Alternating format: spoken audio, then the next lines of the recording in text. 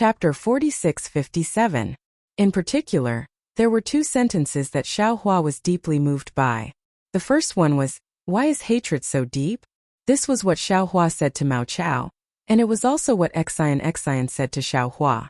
Mao Chao could not let go of his hatred for Yuan Tongtian, and he himself had not let go of his hatred for six-eared macaque. In other words, he had no right to criticize Mao Chao. The second one was, Bodhisattva has the power to kill his disciple, but this is power. Bodhisattva is not heaven and earth, and Bodhisattva has no right to condemn his disciple. Bodhisattva kills his disciple because of his own preferences. This was what six-eared macaque said to Xiaohua. If this was before, Xiaohua would have harumphed and said, "I may not be heaven and earth, but I am the master of justice. I am heaven and earth, and I have the right to condemn you." Unfortunately, six-eared macaque in Yuan Tongtian's misdeeds, Xiaohua could not rely on his love for Yuan Tongtian, and Yuan Tongtian's loyalty to him to say that he had the right to condemn him. But six-eared macaque did kill Yuan Tongtian, and Yuan Tongtian was under Xiaohua's orders to protect Chunzong. Xiaohua did have the right to kill six-eared macaque to avenge Yuan Tongtian. Humph. Xiaohua sneered and raised his hand. Six-eared macaque, no matter how glib your tongue is, I will not let you go. It's fine. Six-eared macaque closed his eyes and answered calmly, as if he was facing death. Bodhisattva, do as you wish.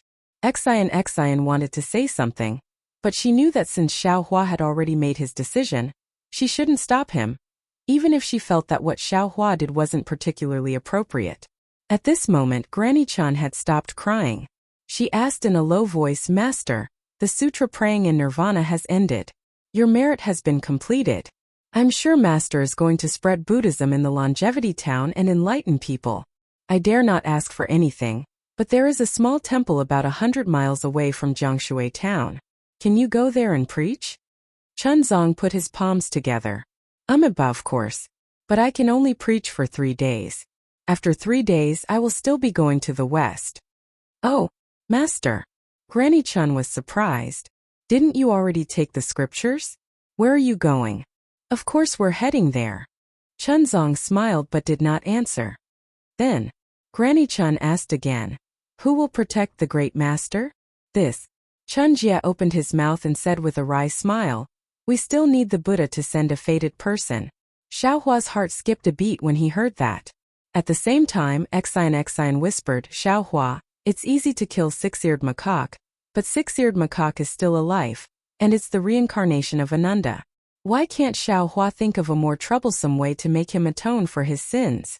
For example, escorting Chuanzong to the west to seek scriptures. Can it be considered as continuing Zhenkong's legacy and continuing to protect Chuanzong? If that's the case, then it's naturally good, but..." Xiaohua nodded, but then he gritted his teeth and said, "This is really letting this fellow off too easily. Actually, it might not be cheap." Xian smiled and said, "The path of seeking sutras is very dangerous, and the future is unknown. In my opinion, it is much more troublesome than death." Zhenkong. Xiaohua thought for a while, then shouted, "Since that's the case, this old man will let you live in this life. However, from now on, not only must you protect Chuanzong well, you cannot return to the Pure Land if you don't go to the west to seek sutras. Also, the grudge between you and Yuan Tongtian in this life has already ended. If there is a next life, there must be a cause and effect. Are you willing?" This disciple is willing. Six-eared macaque heard Xiaohua call him Zhenkong, and he understood what Xiaohua meant. When Xiaohua finished speaking, he didn't feel any joy or sorrow. He put his palms together and said, "This disciple is willing to use my strength to protect Master Chuanzong and seek sutras in the west. Of course, this disciple also hopes that when he sees Zhenkong again, he will no longer be the bloodthirsty Zhenkong. This is not something for you to think about. You just have to be yourself." Xiaohua replied calmly, "Many thanks, great merciful Guanyin Bodhisattva." Hearing Xiaohua let six-eared macaque go, Chuanzong was delighted. It wasn't that he liked six-eared macaque or Zhenkong, but he didn't want Xiaohua to break the rule of killing, and he didn't want to see any living thing die. Forget it. Xiaohua helped Chuanzong up and said, "Chuanzong, this old man will wait for you here for 3 days. When you finish your preaching, I will send you back to Longevity Town, and you can continue to seek sutras in the West. Ba. Chuanzong laughed. Even the Bodhisattva is obsessed. As long as there are people who seek sutras, and have the heart to seek sutras, there is no Longevity Town. Indeed. Xiaohua patted his forehead and laughed. This old man is dizzy from Zhenkong. This disciple doesn't dare. Six-eared macaque hurriedly replied. Xiaohua raised his hand and took out the Kunlun mirror. As it shook, Zhenjie also came out. When the Chun family's granny saw the big pig appear again, she couldn't help but tear up. Granny? Who are they? At this time a lively and cute girl ran out from the central room. Seeing that Zhenjie and Zhenkong didn't know fear, she asked in surprise. Ah, Shuang-er? The Chun family's granny was shocked. She hurriedly looked over and saw that the people who were in prison just now were all moving, as if everything they saw was just a dream. However, at this time Chuanzong, Zhenjie, and Zhenkong were still beside the Chun family's granny. Xiaohua and Xian had already disappeared. This disciple respectfully sends off Guanyin Bodhisattva. Chuanzong and the others saw this and hurriedly put their palms together and bowed to the sky. The Chun family's granny also hurriedly kowtowed. Whoosh. 3 scattered lights fell from the sky and landed in front of Chuanzong, Zhenjie, and Zhenkong. The 3 of them looked over and saw that it was the 3 shaman puppets. Xiaohua's voice came from the sky. This item is bestowed to the 3 of you. It can save you from a life or death disaster. When this item breaks, this old man will know and will appear in time. However, it is better to be safe than sorry. There is nothing absolute in this world. You all still have to rely on yourselves. Thank you, Bodhisattva. Chuanzong was really happy. Just as he was about to thank Xiaohua, 2 emerald green pills fell in front of the Chun family's granny. Xiaohua's voice came again. Chao Chao Yuan Tongtian caused your family to be destroyed. This old man will compensate for him. This is a Taoist pill. Although it is ordinary, it is extraordinary to ordinary people. You and your husband will each have one. After consuming it, it can extend your life by 100 years. Thank you, great Guanyin Bodhisattva. The Chun family's granny was very happy. She took the pills and kowtowed again. In the sky, Xiaohua and Xian had already flown far away. Xian looked at Xiaohua with her beautiful eyes and smiled. Xiaohua, I didn't expect that the stingy you would have a generous time. Not only did you spare the 6-eared macaque's life, you also gave Chao Chao 2 pills. Those 2 pills are really nothing. If it was possible, this old man wanted to give her 2 rejuvenation pills. Unfortunately, the rejuvenation pills are not for ordinary people to consume. Xiaohua shook his head.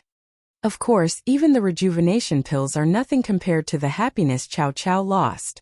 That's right, happiness is priceless. Xian seemed to have thought of something and said sadly, especially the happiness of being at the knees of father and mother. However, in just a moment, Xian realized that her words were inappropriate. She quickly forced a smile and said, But Xiaohua, you can let go of your hatred. You are really the great Guanyin Bodhisattva. Sometimes you have to let go even if you don't want to. Even if you don't want to let go. Xiaohua was about to explain when he suddenly stopped in midair. He looked into the distance and said coldly, Since you're here, why don't you show yourself? Who? Xian was shocked. A green light flashed in her hand and she was about to take out the Shenyuan water control flag. Ba. A faint Buddhist chant came and a Buddhist light appeared in the sky not far away.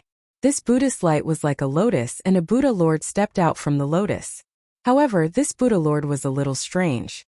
Half of his golden body was shining like the sun while the other half was extremely dry and dark.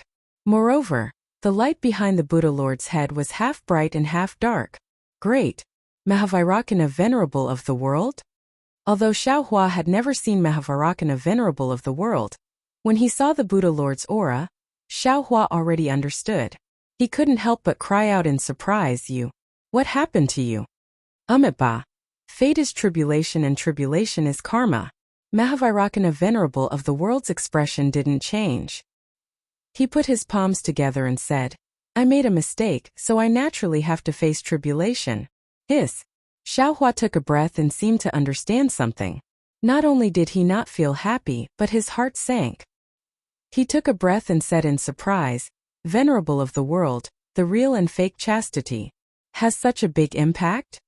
Namo Great Merciful Guanyin Bodhisattva is indeed the most famous bodhisattva in our Buddhism sect. Mahavairocana Venerable of the world didn't answer Xiaohua's question. Instead, he praised, although Bodhisattva used her physical body to prove the Buddhist fruit of our Buddhism sect, in the matter of the real and fake chastity, she didn't cause karma because of selfishness. She was merciful and showed the Buddha's heart, not stained by dust on the mirror platform. She is 100 times better than me. Ba. Xiaohua was even more shocked. A layer of cold sweat actually appeared on his back. He put his palms together and glanced at Xian. His eyes were full of gratification. Then, he looked at Mahavairocana Venerable of the world and said, as Venerable of the world said, "This matter. No need to say it, no need to mention it." Mahavairocana Venerable of the world smiled and said, "There will be a time when the truth comes to light. At that time all karma will be known." Ba. Disciple understands. Since Xiaohua was the Namo Great Merciful Guanyin Bodhisattva, he naturally had to meet Mahavairocana Venerable of the world as a disciple. Chapter 4658. Did Ananda explain everything clearly? The Mahavairocana Revered Buddha asked. Yes. Xiaohua nodded. This matter started by me and it will also end by me. All the karma in this world will end today. Although it's your fate, it's also my fault. As Mahavairocana Revered Buddha waved his hand, layers upon layers of Buddha's light flashed. Images appeared in the Buddha's light. They were the scenes after Tuachao left the fishing village with Chuanzong.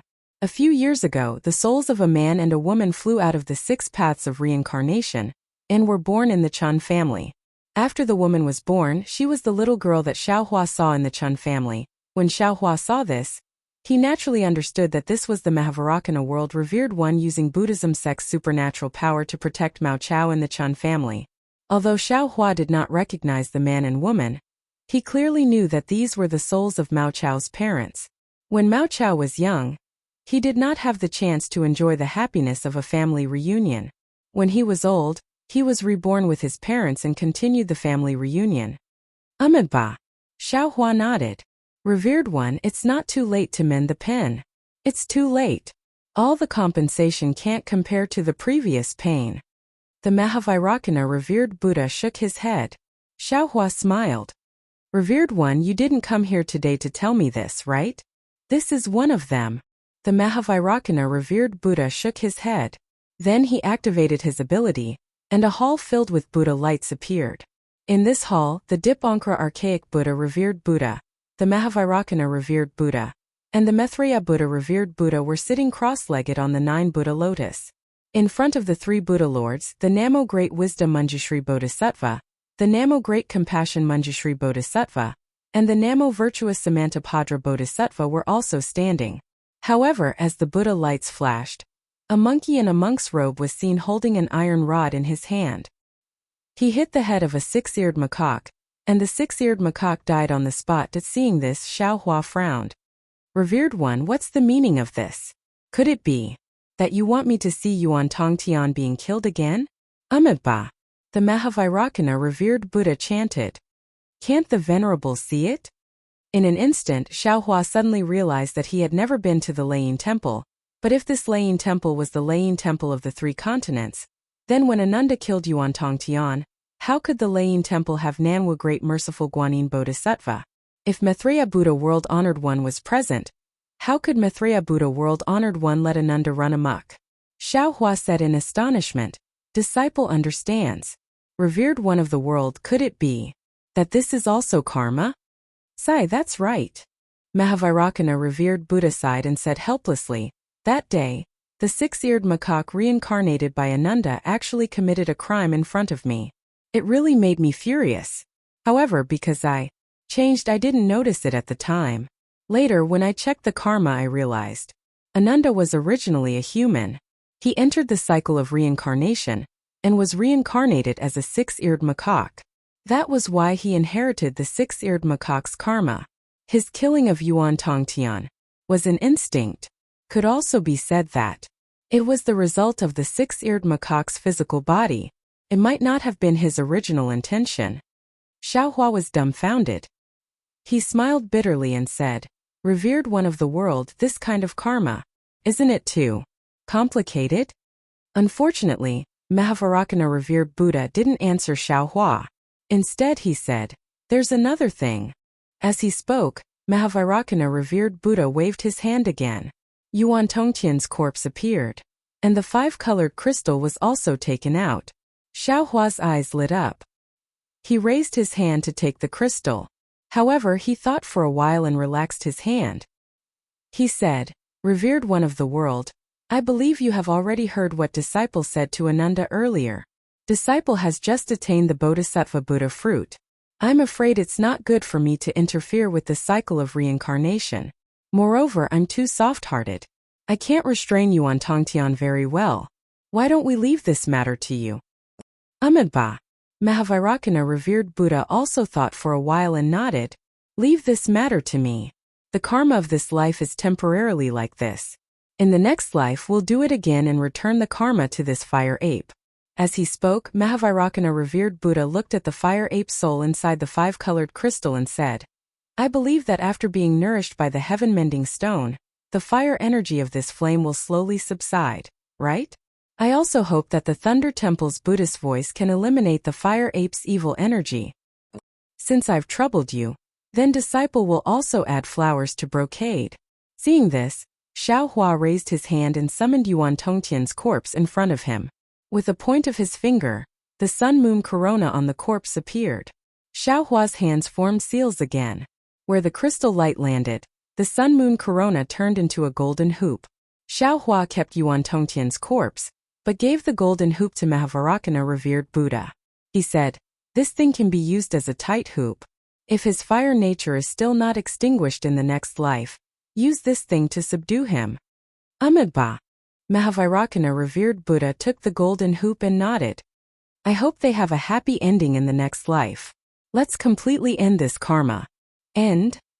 Xiaohua smiled bitterly. He couldn't help but curse in his heart. Seeing that the six-eared macaque's matter had been settled, Xiaohua looked at Mahavarakana revered Buddha and asked, "Amitabha, the timing of your tribulation is really not right. The alien strange insects have already started to destroy the world. You still have to lead the Thunder Temple to resist the strange insects. Amitabha, Immortal Emperor Go-chan has already issued a decree in the Lingyun Side Hall, inviting the supreme experts of the 3 continents, 3 rivers, and 4 seas to participate in the Jade Pool gathering 20 days later." Mahavarakana revered Buddha put his palms together and said, "Bodhisattva, let's talk about it when you're there." Talk about it? Seeing that Mahavarakana revered Buddha didn't care, Xiaohua was shocked. He hurriedly reminded him, "Revered Buddha, that strange insect is really powerful.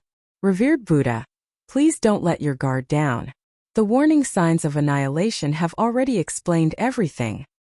"Yes, I know." Mahavarakana revered Buddha nodded. "I have already asked Dipankara Archaic Buddha to prepare for battle." Revered Buddha. Hearing Mahavarakana revered Buddha's words, Xiaohua's heart unknowingly fell into an ice cellar. He earnestly advised him again. Disciple really has to remind revered Buddha again. This time the strange insect is really powerful. Disciple has already encountered it before then. Xiaohua recounted the bitter battle he experienced in the Void and the Dragon Island. Mahavarakana revered Buddha was calm. He smiled and asked, "What was your cultivation at that time?" This. Xiaohua was at a loss for words. After a while he replied, "Disciple was only around the 5th grade of Essence Force at that time." But Mahavarakana revered Buddha didn't interrupt Xiaohua's words. However, after Xiaohua said "but," he couldn't say anything else. After a while, Mahavarakana revered Buddha smiled and said, "Bodhisattva, after hearing your words, I thought of a story." Xiaohua was stunned and said curiously, "Revered Buddha, please speak. Have you seen the white elephant of Samantabhadra Bodhisattva of the Namo Great Path?" Mahavarakana revered Buddha asked. Xiaohua shook his head. Disciple hasn't seen it before. Yes. Mahavarakana revered Buddha said again, "There are also elephants in the secular world. However, they are grayish-yellow in color. This gray elephant is very powerful.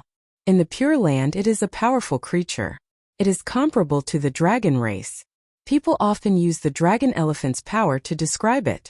However, this gray elephant's temperament is very docile. If a small gray elephant is tied to a big tree with a thin rope, the small gray elephant will definitely struggle. However, at that time, the small gray elephant's strength is very small.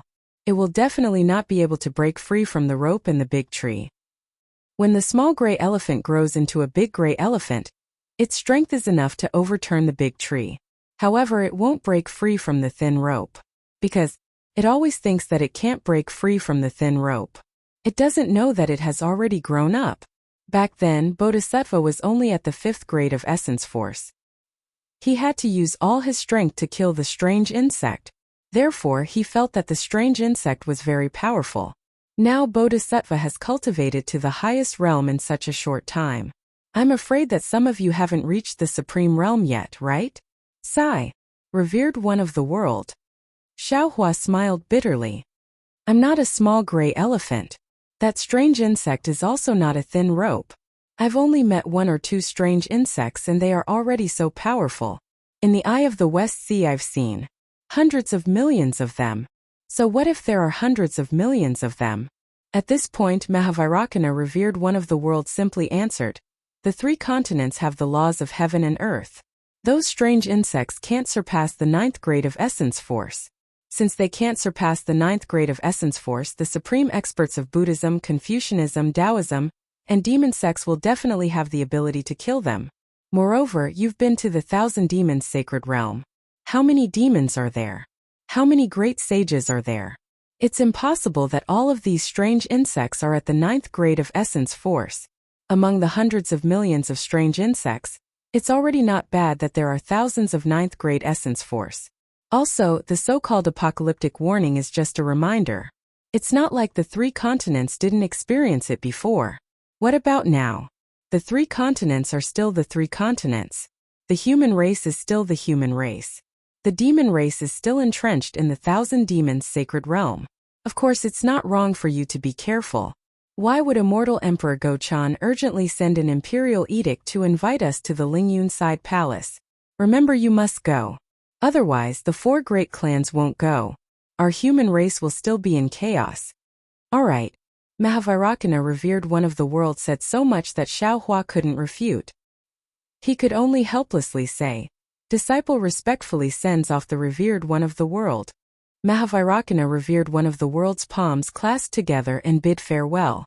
Then, he stepped into the void and disappeared. Damn it! Xiaohua cursed and said. The apocalyptic warning is already so obvious. Why aren't they alert yet? Darling Xiao. Exine said softly, those strange insects. Are they really that powerful? I hope that by this time, you can leave a message in the book review and comment section. Thank you. Fellow Taoists who like this book, please go to Qidian to subscribe, vote, donate, and thank you for all your support. Chapter 4659. How could it not be powerful? Xiaohua smiled bitterly. If it wasn't powerful, how could I have doubt? When he spoke up to hear, Xiaohua came to a sudden realization, and he said with extreme embarrassment and rage, damn it. Gauchan old man and the 4 great clans didn't care about these strange insects at all. They only stopped because they were afraid of me. They only saw the strange insects as a stepping stone. Hearing Xiaohua call immortal Emperor Gauchan old man Gauchan, Exine was a little embarrassed, but she understood Xiaohua's feelings. She said in a low voice, there are still 20 days left. You can go to the Jade Lake and talk to them. Sigh, if words can be spoken clearly, why would there be a need for blood? Xiaohua sighed. Even someone as strong as Vairocana didn't care. How could immortal Emperor Gauchan care? Yes, His Majesty cares about you. He cares about the Fortune Gate. Exine nodded. If it wasn't for the rise of your Tao Gate, His Majesty would have attacked the 4 great clans in the Longevity Town, and there wouldn't be a second outcome. Even if the strange insects appeared, only His Majesty cares about you. He is afraid that the Immortal Palace and the 4 great clans will both suffer losses, and you will be the fisherman who reaps the benefits. This was originally his own idea. Xiaohua sneered. He really knows how to judge others by his own standards. On the way to River Town, Xiaohua had explained everything to Xian. Xian naturally knew about the battle between the Fortune Gate and the four big families at Dawn and Dusk Cliff. Thinking about Xiaohua's infatuation, Xian was also moved. She took the initiative to hold Xiaohua's hand and said, Xiaohua, I really like how you treat me. In the hidden immortal continent, other than the legend of the gentle sword, there must be another story of Taoist Xiao shocking the entire Xinghan Empire to save the princess. However, Xiaohua, you and your Fortune Gate rose too quickly, and your Tao Gate's foundation is incomparably weak. It's not that the Immortal Palace, Buddhist sect, and demonic beast race don't want to destroy your Fortune Gate. It's just that they haven't made a move yet, and you already have the same strength as them. If they want to destroy your Fortune Gate, they will suffer heavy losses. Therefore, they hadn't thought about how to lay out the plan and how to make a move. Especially now that the four great families are plotting a rebellion, and the sky-bearing palace is starting to show its prowess, they don't have the energy to consider all these things at the same time. Once they reach a compromise, your Fortune Gate will be in danger. When he spoke up to hear, Xian's eyes spun for a moment before he continued. Besides that, just as you said earlier, your disciples are at most at the lower level of the 8th grade of origin energy, whereas you and your good friends have already attained the peak of the 9th grade of origin energy. It's impossible for all of you to wait until your disciples cultivate to the middle level of the 9th grade of origin energy before ascending. For a sect to be able to last for 10,000 years, the distribution of the strength of the disciples should be like a sand dune, wide at the bottom and long at the top. It was impossible for there to be a gap in the middle. The strength distribution of Fortune Gate disciples was like a spindle. Extremely unreasonable. The Fortune Gate's current glory depends on your own strength. If you ascend, your Fortune Gate will perish. Without the foundation of the Tao Gate, the Fortune Gate's glorious moment was the beginning of its destruction. Moreover, the more glorious it is, the faster it will be destroyed. Actually, this is the Grand Mist Ancestor's lesson. He was too arrogant in the past, which was why he was suppressed by the Immortal Palace, Buddhist sect, and Great Sage Temple. After he escaped, he kept a low profile. If not for the rise of your Fortune Gate today, he would never have appeared in front of His Majesty. Xian lightly grasped Xiaohua's hand and reminded. His appearance also satisfied the Immortal Palace and Buddhist sect's request. They know that while the Grand Mist Ancestor relies on you, he is also nibbling away at your forces. In this aspect, you are far inferior to the Grand Mist Ancestor. The Immortal Palace and Buddhist sect will definitely support the Grand Mist Ancestor to go against you, just like how the Immortal Palace wanted to support you to go against the Grand Mist Ancestor. In my opinion, if your Fortune Gate wants to survive in the 3 continents, other than hiding your strength, you need to find a backer. I see that you have a good relationship with the 2 great sages from the Great Sage Temple. Why don't you use the 3 demon territories to move the Fortune Gate to the 1,000 Demons Sacred Domain? Moreover, don't you have the title of Dragon Island's Dragon Master? That is also useful. The 1,000 Demons Sacred Domain has the Great Sage Temple and the Fortune Gate. The Hidden Immortal Continent has the Immortal Palace, and the Western Paradise has the Thunder Temple. It should be more balanced. Xiaohua naturally wouldn't tell Xian the secret of the Shunhua continent, but when he heard Xian's plan, he used a finger to scratch Xian's palm. Xian found it itchy and used 3 fingers to scratch at the same time. Although Xiaohua didn't itch, he still pretended to shrink back. Then, he pulled his hand out and pulled Xian into his embrace. Xian hurriedly looked left and right. When he saw that there were only clouds hiding him, he sighed in relief. He leaned his head on Xiaohua's shoulder and closed his eyes, looking like he was enjoying himself. Seeing several light pillars fall on Xian's face like a painting brush, turning into a peerless beauty, Xiaohua smiled and kissed Xian's smooth forehead. Xian liked Xiaohua's kiss very much. He opened his mouth slightly and blew on Xiaohua's neck. A fragrant breath came and Xiaohua saw 2 red lips. Xiaohua couldn't help but feel his heart beat wildly. His lips slid down Xian's eyebrows. No. Xian was slightly anxious. He covered Xiaohua's mouth with a snow-white finger and said in a low voice, "Xiaohua, don't be anxious." "And I know." Xiaohua took a deep breath and kissed Xian's finger. He raised his head and looked at the clouds in the distance. He smiled and said, "You've planned so much for me. What if there comes a day when my fortune gate goes against the immortal palace?"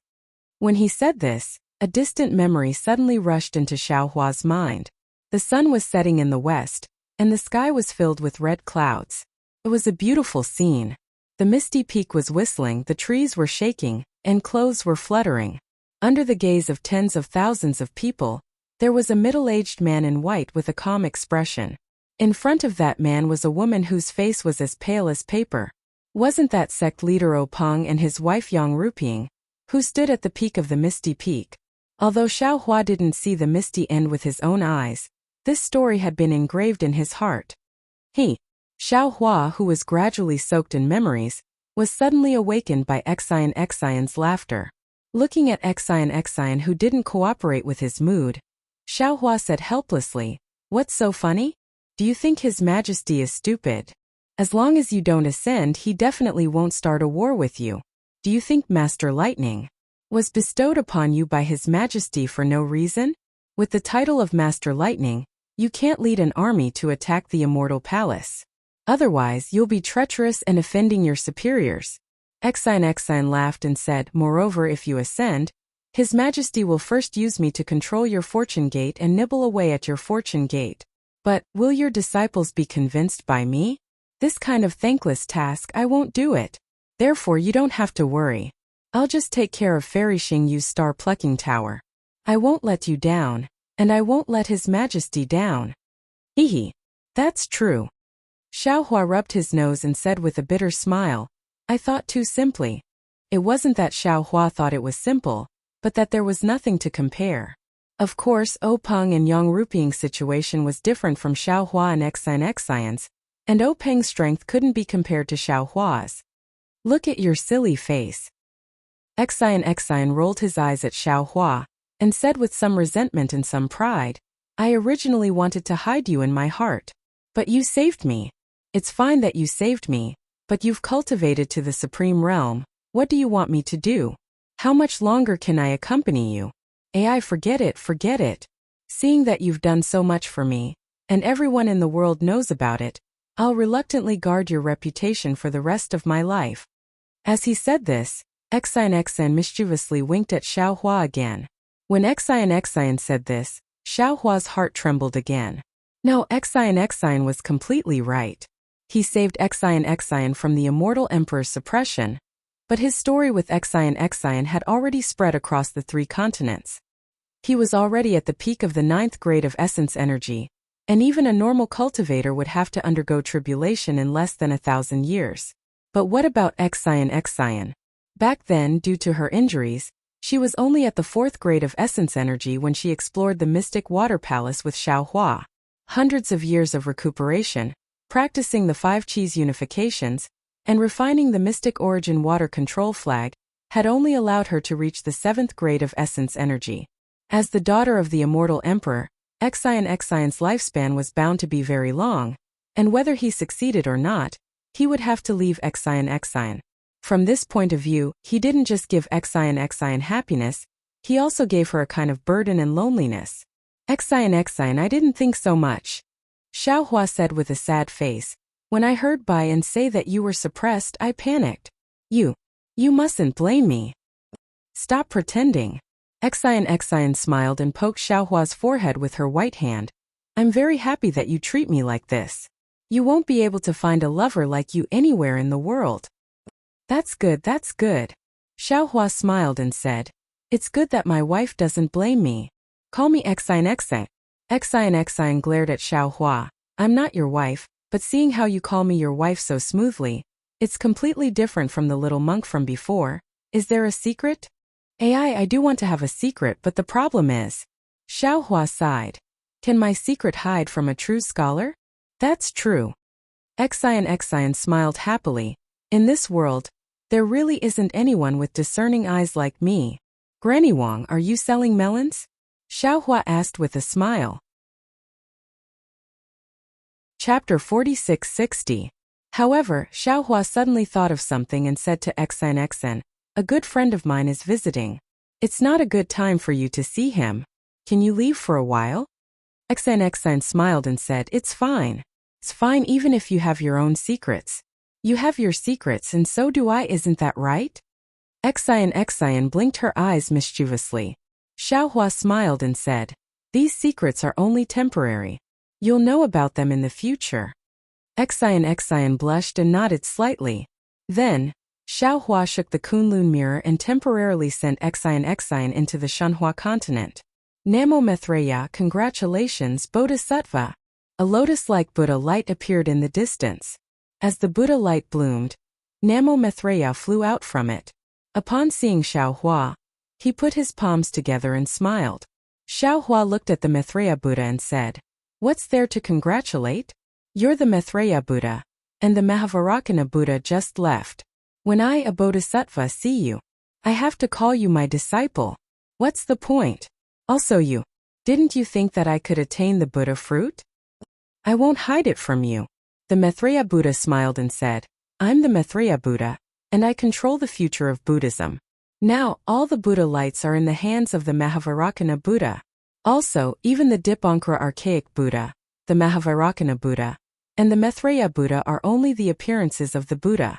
Between heaven and earth, in the hearts of the Buddhas, there are countless Buddha lights. Who knows where the Buddha fruit is? Where does the river of faith flow? Also, you're merciful. The power of faith in the longevity town belongs to you. Not to mention me, even the Mahavarakana Buddha can only envy you. Forget it. This matter has already come to an end. It's useless to talk about it. Xiaohua waved his hand and said, I'm sure the Mahavarakana Buddha already hates me. The longevity town Buddha sect's first golden Buddha statue consecrated, and such a huge mistake happened. Even if the world-honored one wants to hold a grudge, I'm afraid you won't dare to hold a grudge at that time. Moreover, I discovered you on Tongtian's matter too late. The Maitreya Buddha put away the smile on his face and did not say much. He only explained the cause of the matter in his heart. Ah, no way. After Xiaohua heard this, he couldn't help but exclaim, there's actually such a big. Maitreya Buddha nodded and replied, I'm afraid it can only be bigger. Okay. I understand. Xiaohua nodded and said, if you need anything, you can tell I've already sensed it, so I rushed over. The Maitreya Buddha said again. Xiaohua took out the golden sarira and handed it to the Maitreya Buddha, saying, this item came from the Star Moon Palace, but I don't understand. Is there a sarira more precious than the sarira of the previous Maitreya Buddha? Of course there is. Buddha Maitreya took the golden sarira and looked at it carefully. Then he put the golden sarira into the light behind his head and explained, the Buddhist sect cultivates the 9 turns golden body. Even when the 3 Buddha lords are practicing, they can't guarantee that every doppelganger will come out unscathed. Therefore, the more doppelganger one cultivates, the greater the chance of losing one's doppelganger. There are even some extremely rare doppelganger that has just arrived at a certain realm, and may die. Who knows which Buddha lord left this golden sarira behind? However, it seems that the realm where this sarira is located is much higher than the 3 continents. Okay, I'll leave this to you. Xiaohua took out the Kunlun mirror again and said with a smile, in addition, this disciple also obtained some secret techniques, so this disciple invites you to enter the jar. Haha. The Maitreya Buddha seemed very happy. He stepped into the light pillar and disappeared. When Xiaohua put away the Kunlun mirror, the Maitreya Buddha said in Xiaohua's heart, I won't talk to you when I leave, so as not to disturb your sweet time with Xn. Xiaohua was really speechless. He replied snappily, leave if you want. If you don't want the Bodhisattva of the exquisite temple to wait, you can just stay here. However, the Namo Maitreya Buddha didn't answer. He naturally couldn't come out for too long. Xiaohua of the heavenly Tao and the enlightenment that Xiaohua sent into his mind didn't allow him to speak. Xiaohua took out the Kunlun mirror and let Xn out. As soon as it landed in the air, Xn said happily, Darling Xiao, is this your Kunlun wonderland? Yes, how is it? Xiaohua asked somewhat proudly. It's really beautiful. Xn took a breath and wrinkled his nose. Moreover, the air inside is very fresh, The noble qi is also abundant. I even feel that the noble qi of the Confucian cultivator is also very clear, much better than the hidden immortal continent. Right, there's also the scenery. It's much more beautiful than the majority of the places in the hidden immortal continent. Of course, why don't you think about who set up the Kunlun Wonderland? Xiao Hua raised his head and said very proudly. Yes. Xian clapped his hands and said, this Kunlun mirror is in your hands. You must be able to personally set up the Wonderland inside. Darling Xiao Yu, why don't you let me also refine this Kunlun mirror? I also want to set up a space. However, Xian only said a few words and said with a smile, Darling Xiao, don't take it seriously. I know that only you can refine the Kunlun mirror. I'm just envious of you. Boom. Xian's words reminded Xiao Hua again. That day at the Dawn and Dusk Cliff, because Xiao Hua couldn't free himself, he gave the Kunlun mirror to the celestial being to collect the Fortune Gate disciples who were fighting with the 4 great clans. Now that he thought about it, wasn't this a big flaw? Even when he was at the Longevity Town, Xiao Hua also gave the Kunlun mirror to the celestial being. The celestial being using the Kunlun mirror was naturally a pretense, just like Xiao Hua. He was just putting the Fortune Gate disciples into the Shenhua continent like they were things, but others didn't know, and others would definitely think that it was a clone. Xiao Hua smiled and answered, the Kunlun mirror is different from other magic tools. It can be activated through simple refining. But the Kunlun Wonderland inside is something I can do. If you want to refine it and collect some things, I can refine it. That's not right. Refining the Kunlun mirror requires the Tao's true essence and techniques. You're a Confucian cultivator. You still can't do it. I remember now. When Xiao Hua mentioned refining the Kunlun mirror, Xian's face turned red again, and she exclaimed, His Majesty asked you to comprehend the 9 prefectures' cauldrons array formation. You can't have forgotten, right? Seeing that Xian took the initiative to throw the refining of the Kunlun mirror aside, Xiao Hua really admired Xian's purity. He nodded and said, This is related to the happiness of this Xiao's life. How can this Xiao forget? When it came to happiness, even though there was no one around, Xian's face turned red. And she whispered, Since you know, why don't you hurry up and comprehend it?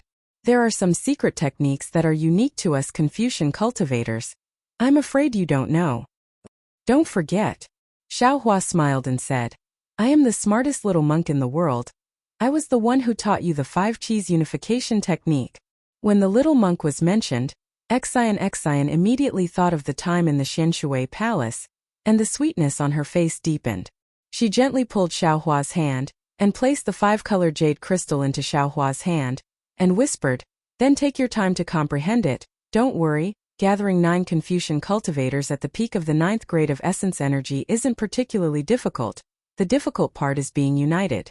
This concubine will discuss this with the master of the Taiqing Palace, and if it doesn't work out, ask him to help the masters of the Shangqing Palace and Yuqing Palace, plus you and the master of the Onsu Palace. It should be about the same. Xiao Hua pretended to be angry and said, I gave the master of the Shangqing Palace a good beating. How can he help me? He Xiao Lang. You think everyone is as narrow-minded as you. Xian covered her mouth and laughed. When the master of the Taiqing Palace heard about you, he even specially told me to take good care of you. All right. Xiao Hua smiled and said, Then I'll take a look at the array formation first. If it doesn't work, I'll prepare a gift to bribe them. Do you think I should take the rejuvenation pill? Or get a few dragons from the Eastern Sea for them? Ha ha ha. Xian laughed until she was swaying back and forth. With a beauty by his side. The road might be far, but it was also close at hand. With a man by his side, even if one walked 1,000 miles, the road would still be too short. Xiao Hua held Xian's hand, and they chatted and laughed along the way. Before long, they had returned to the Fortune Tao Palace. The disciples had already known that their sect master had returned with a beauty, and this woman was the high and mighty 9th princess of the immortal Emperor Ru Xiu, so they had already lined up outside the soaring Dragon Mountain range to welcome them. The liveliness made Xian's ears turn red from embarrassment. Even though she was unwilling in her heart, she didn't brush away Xiao Hua's face or hurt the enthusiasm of the Fortune Gate's disciples. Needless to say, she was very familiar with this kind of etiquette, and her actions were appropriate. She had the bearing of a sect master's wife, and she won the respect of all the Fortune Gate's disciples. When they were seated in the Fortune Dao Palace, Xiao Hua's disciples came forward to greet her, and Xian smiled in response. She then looked at Daoist Wu, heavenly beings, and the others and said in a low voice, "Brother Xiao, the etiquette is over.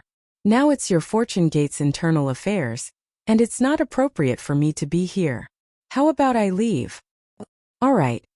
Xiao Hua nodded and said, "I've already sent a message to Bayan and she should be back soon. Go to the back hall and wait for her." Subsequently, Xiao Hua instructed Chong Yuan to accompany Xian back to the Fortune Dao Palace's inner hall. After Xian left, Xiao Hua shook the Kunlun mirror and released the archdevil ancestor Shi. The moment he came out, he smiled and said, "Congratulations, big brother. Congratulations, big brother. I hope you have a child soon." Chapter 46-61. Go. Xiao Hua didn't know whether to laugh or cry when he heard Demon Venerable Shi say the same words he used to congratulate Su Ji and Xingyue. He raised his hand and said, "Hurry up and sit there. We have something important to discuss." "Yes, Sect Master." Demon Venerable Shi didn't dare to delay and quickly sat down. Xiao Hua looked up and saw that Lui had returned to the Fortune Palace and was standing beside Fu Jiwen. Xiao Hua smiled and said, "Lui, you're finally back." Lui blushed and hurriedly bowed. "Disciple is unfilial. Please forgive me, Master." Disciple received Master's order and rushed back day and night. I didn't dare to delay at all. "And how's the situation at the Heavenly Abode River?" Xiao Hua asked. Lui hurriedly told her about the Heavenly Abode River. Although Zhang Hong was very ambitious, she also knew Xiao Hua's character. Seeing that Ao Zhan had returned, she naturally would not do anything. Under Zhang Hong's leadership, the entire Heavenly Abode River had been thriving. Today, it had become a dragon tribe force second only to the Dragon Palace of the Four Seas. After Lui finished speaking, Xiao Hua nodded and said, "The West Sea was attacked by alien insects and the West Sea Dragon King went missing. You already know, right?" "Yes, Disciple knows." Lui knew what Xiao Hua wanted to say and hurriedly replied, "Presumably, little Yun already knows. She must have led the Heavenly Abode River Dragon clan to the West Sea.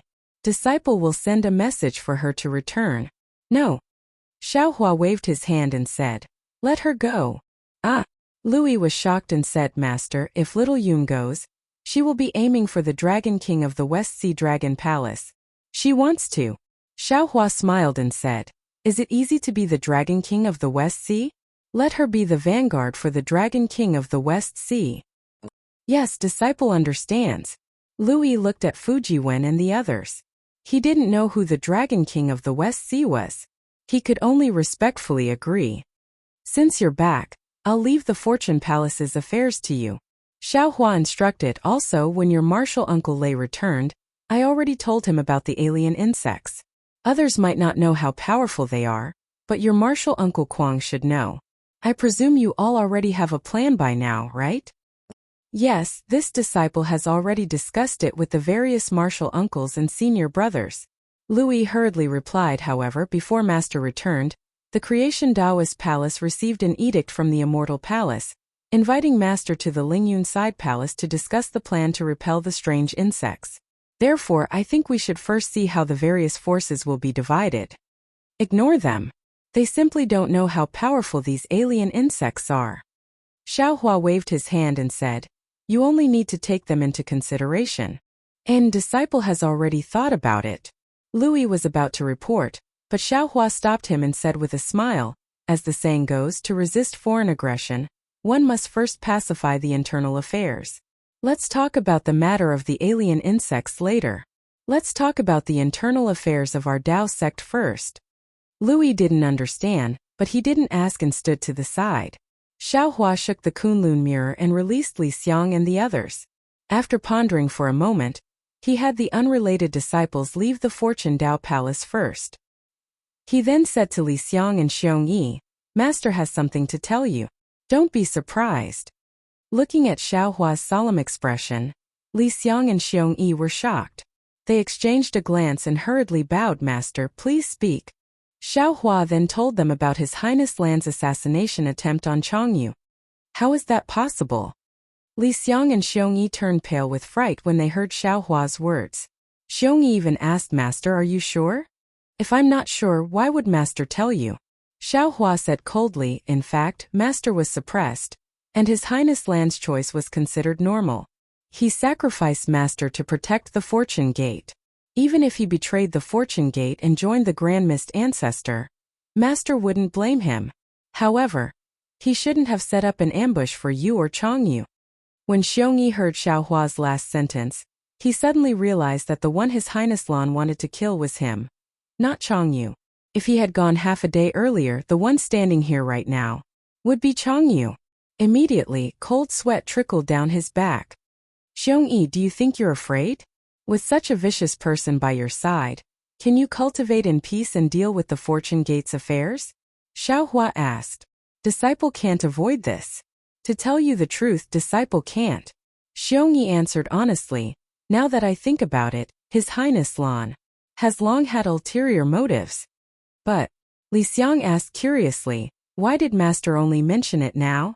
Could it be that for the past 50 years, you've been casting a long line to catch a big fish? That's right. Xiao Hua nodded. This old man wants to see what that Grand Mist Ancestor is planning. Moreover, Master has ordered Fu Jiwen and the others to investigate His Highness Lan's actions. Jiwen, what do you think? Yes, Master. Fu Jiwen stepped forward and said, since the establishment of the Shao country, His Highness Lan has been the state preceptor. On the surface, there are several hundred Dao sex cultivators who have pledged allegiance to the Shao country, and His Highness Lan has ordered them to manage the Shao country's affairs. In the dark, there are more than a dozen forces that have entered the Shao country. That day, Master said that if possible, we should try our best not to set up any government in the Shao country. Of course, the decision-making power is still in His Highness Lan's hands, and he should consider the situation according to the actual situation. His Highness Lan used the reason that the Shao country is too big, and if there were no government or other organizations, it would be impossible to manage it. He has already sent a message to the Soaring Dragon Mountain Range, and has already started to set up arrangements in the Shao country according to the secular world's Dao sex embryonic form. As for these forces and those Dao sex cultivators, due to the lack of time, Disciple has yet to investigate their origins. There's no need to investigate further. Xiao Hua's face was ashen, and he waved his hand. These arrangements are definitely the Grand Mist Ancestor's idea, and it could also be the Sky-Bearing Palace's disciples. Damn it! Fu Jiwen gritted his teeth and said, the Grand Mist Ancestor is of our Dao sex lineage, and the Sky-Bearing Palace that he established is of the same origin as our Fortune Gate. Now, he hasn't even shown his banner in the hidden immortal continent, and he's already starting to make moves behind our backs, truly hateful. Louis laughed. Master is even worse, making such a big Shao country. The Sky-Bearing Palace's cultivators are already hard to settle down, and now they're all sent here at once. Won't they be swallowed by Master in the future? Things are far from as simple as we think. Xiao Hua sighed. If it weren't for the alien insect's attack, Master might have slowly played chess with the Grand Mist Ancestor. Now that the hidden immortal continent is on the verge of destruction, Master doesn't have the time to dawdle with him. However, there's no need to make things clear with the Grand Mist Ancestor. Let's see if he has any other plans. Li Xiang, Xiongyi, listen up. Yes, Disciple is here. Xiongyi and Li Xiang hurriedly bowed and answered. Xiao Hua instructed, the two of you are not inferior to His Highness Lan's ability to stabilize the country, and if His Highness Lan is the only one in charge of the Shao country, there will be a flaw. Therefore, Master orders the two of you to lead your disciples to the Shao country, and discuss with His Highness Lan to divide the Shao country into 3 parts. This way, 1, you can dispel the Grand Mist Ancestor's doubts, and 2, you can force him to invest more forces in the Shao country. Yes, Sect Master. Li Xiang and Xiongyi accepted the order and left. Finally, Xiao Hua looked at Louis and said, regarding the alien insects, Master had already warned the Gochan Immortal Emperor, the Dip Ankara Archaic Buddha, and the Golden-Winged Great Rock in the Longevity Town. However, from the current situation, other than the Golden-Winged Great Rock, the other 2 turned a deaf ear to it. They don't understand the significance of the alien insects. Master. Fujiwen smiled. Don't be too angry. Humans are all like this. Seeing is believing. If they didn't see it with their own eyes, how would they believe that a strange insect could destroy the world? If Senior Apprentice Uncle Yen didn't mention it, and if we didn't witness the tragedy of the world's destruction in the ruins, I'm afraid we wouldn't believe it so easily. After all, how could the world's destruction be so easy? This is also the saying of the secular world. Don't turn back until you hit the southern wall. Xiaohua smiled and asked Louis, the alien insects have already appeared in the borders of the 3 continents and 4 seas. The Yu province is in the middle of the buried immortal mainland, and the Xiao country is in the Gun province. There's still some time before the alien insects attack, so we should make full use of this time to set up defenses in the Fortune Gate and Xiao country. Louis, I'm sure you all already have a plan, tell us. Yes, Master. Louis hurriedly explained the Fortune Gate's defense plan in the Xiao country, and the Soaring Dragon Mountain range to Xiaohua. Xiaohua clapped his hands and said, good, with such a plan, I'm sure it will be able to resist the alien worms. However, you all don't have to worry. If something dangerous happens, doesn't our Fortune Gate still have the Shenhua mainland? Disciple understands. Wang Bianfei smiled and said, but if we go, what about the Xiao country's citizens? What about the Shi country's citizens, the Yu province, and even the 9 prefecture citizens? Master probably can't bear to see them being devoured by the alien insects, right? Humph. Xiaohua's heart sank when he heard Wang Bianfei's words. Ordinary cultivators were no match for the alien insects, not to mention the 3 continents human race and demonic beast race. They were simply food for the alien insects. During the Jade Pavilion conference, Master must force them to join forces to resist the alien insects. Louis reminded joining forces is inevitable, but how to do so is a problem. The Great Sage Temple is responsible for the 1,000 demonic sacred territory. The Immortal Palace is responsible for the hidden immortal mainland. The Buddhist sect is responsible for the Pure Land, and the Dragon Palace is responsible for the 4 seas. What about our Fortune Gate? Louis, what do you think? Xiaohua asked with interest. That depends on Master's plan after the catastrophe. Louis opened his mouth, and his words were imbued with Zhang Hong's subtle influence. Fellow Taoists who like this book, please go to Qidian to subscribe to support. Chapter 4662. Xiaohua smiled wryly at Lu Yi's words. He had always been a person who took half a step forward. How could he have thought of such things? Moreover, when he saw the alien worms' warning, his mind was filled with thoughts of how to eliminate the alien worms and how to save the 3 mainlands people. How could he have thought of so many things? Master doesn't understand these things. Xiaohua waved his hand and said, why else would I send you back to the Fortune Gate? Yes. Louis nodded. He pondered for a moment before saying, didn't Master say earlier? Send little Yun to the West Sea first.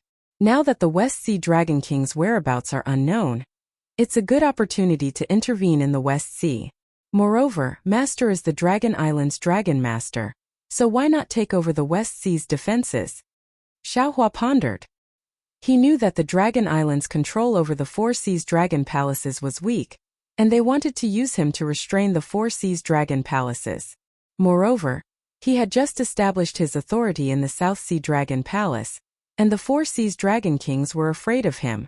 If he took this opportunity to defend the West Sea, with the support of the Heavenly Paradise River's Dragon Tribe in Aozhan, he had a 70% chance of controlling the West Sea Dragon Palace.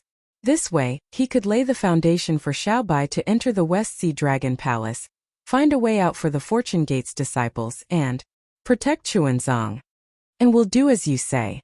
Prepare to dispatch disciples. When Master returns from the Jade Lake, we will defend the West Sea. Xiaohua agreed with Lu Yi's suggestion. However, Xiaohua had just finished speaking when Louis hesitated for a moment and said, Master, disciple and the others still have something to say to Master. Oh, what is it that makes it so difficult? Xiaohua asked curiously. Louis glanced at Fujiwen and Wang Bianfei. Fujiwen nodded and stepped forward. Master, it's like this. After junior brother Lu returned from the Heavenly Paradise River, he took over the Fortune Gate's daily affairs. Then, Marshal Uncle Lei and the others returned and told us about the alien worms invasion. We all felt that this matter was troublesome. If our Fortune Gates disciples only defended the Shao country and the Soaring Dragon Mountain range, it would be easy. But with Master's benevolence, he would definitely take the 3 mainlands into consideration. Although Disciple did not think of going to the West Sea's defenses, he would definitely send disciples out. In that case, our Fortune Gates disciples would have to fight on 3 fronts. Our Fortune Gates Foundation's foundation, if we split our forces, would be divided, our strength would be divided. That's why I think it's better to concentrate our forces. Wang Bianfei continued, if there were no alien insects, the Fortune Dao Palace would be located in the Soaring Dragon Mountain range, and the Soaring Dragon Mountain range would be the foundation of my Fortune Gate. However, since there is the danger of alien insects attacking, this Soaring Dragon Mountain range's Fortune Gate has become our burden. Also, the Soaring Dragon Mountain range was in the hidden immortal continent, which was in the center of Yu Province, and Yu Province was the center of 9 regions. How could the Immortal Palace let the foundation of a Dao sect be like a nail in their heart? After the rise of the Fortune Gate, the Soaring Dragon Mountain range is no longer the first choice.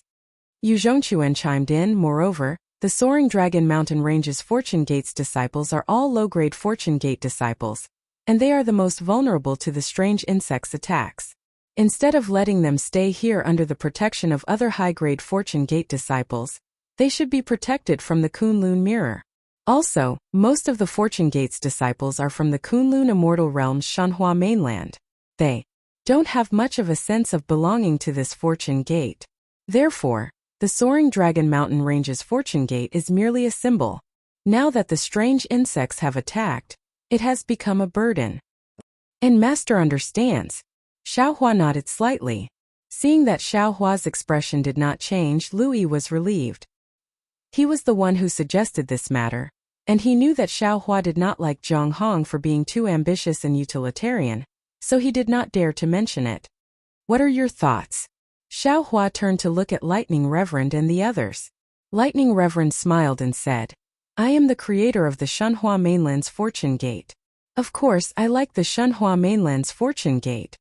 When Chu Buddha Mithria, World-Honored One, and Feng Wu were not present, Taoist Witch and Reverend Yun exchanged a glance, and Taoist Witch said, what my disciples said makes sense. Although the heaven and earth energy here is abundant, it is still lacking compared to the Shanhua mainland. Instead of letting them stay here in fear, it is better to not send them into the Kunlun Immortal Realm. Moreover, the Fortune Gate strength has retreated from the Soaring Dragon Mountain range, which is a good thing for Xian Xian. Didn't she mention this matter before? It's just that she wants you to go to the Thousand Demons' sacred realm. Moreover, our Fortune Gate does not want to expand our forces in the hidden immortal continent. We only created the Shao country to protect the common people. The Fortune Gate's retreat in the Soaring Dragon Mountain range has highlighted fellow Taoist view of the big picture. Whoever wants to touch the Shao country will not be able to do so. Brothers.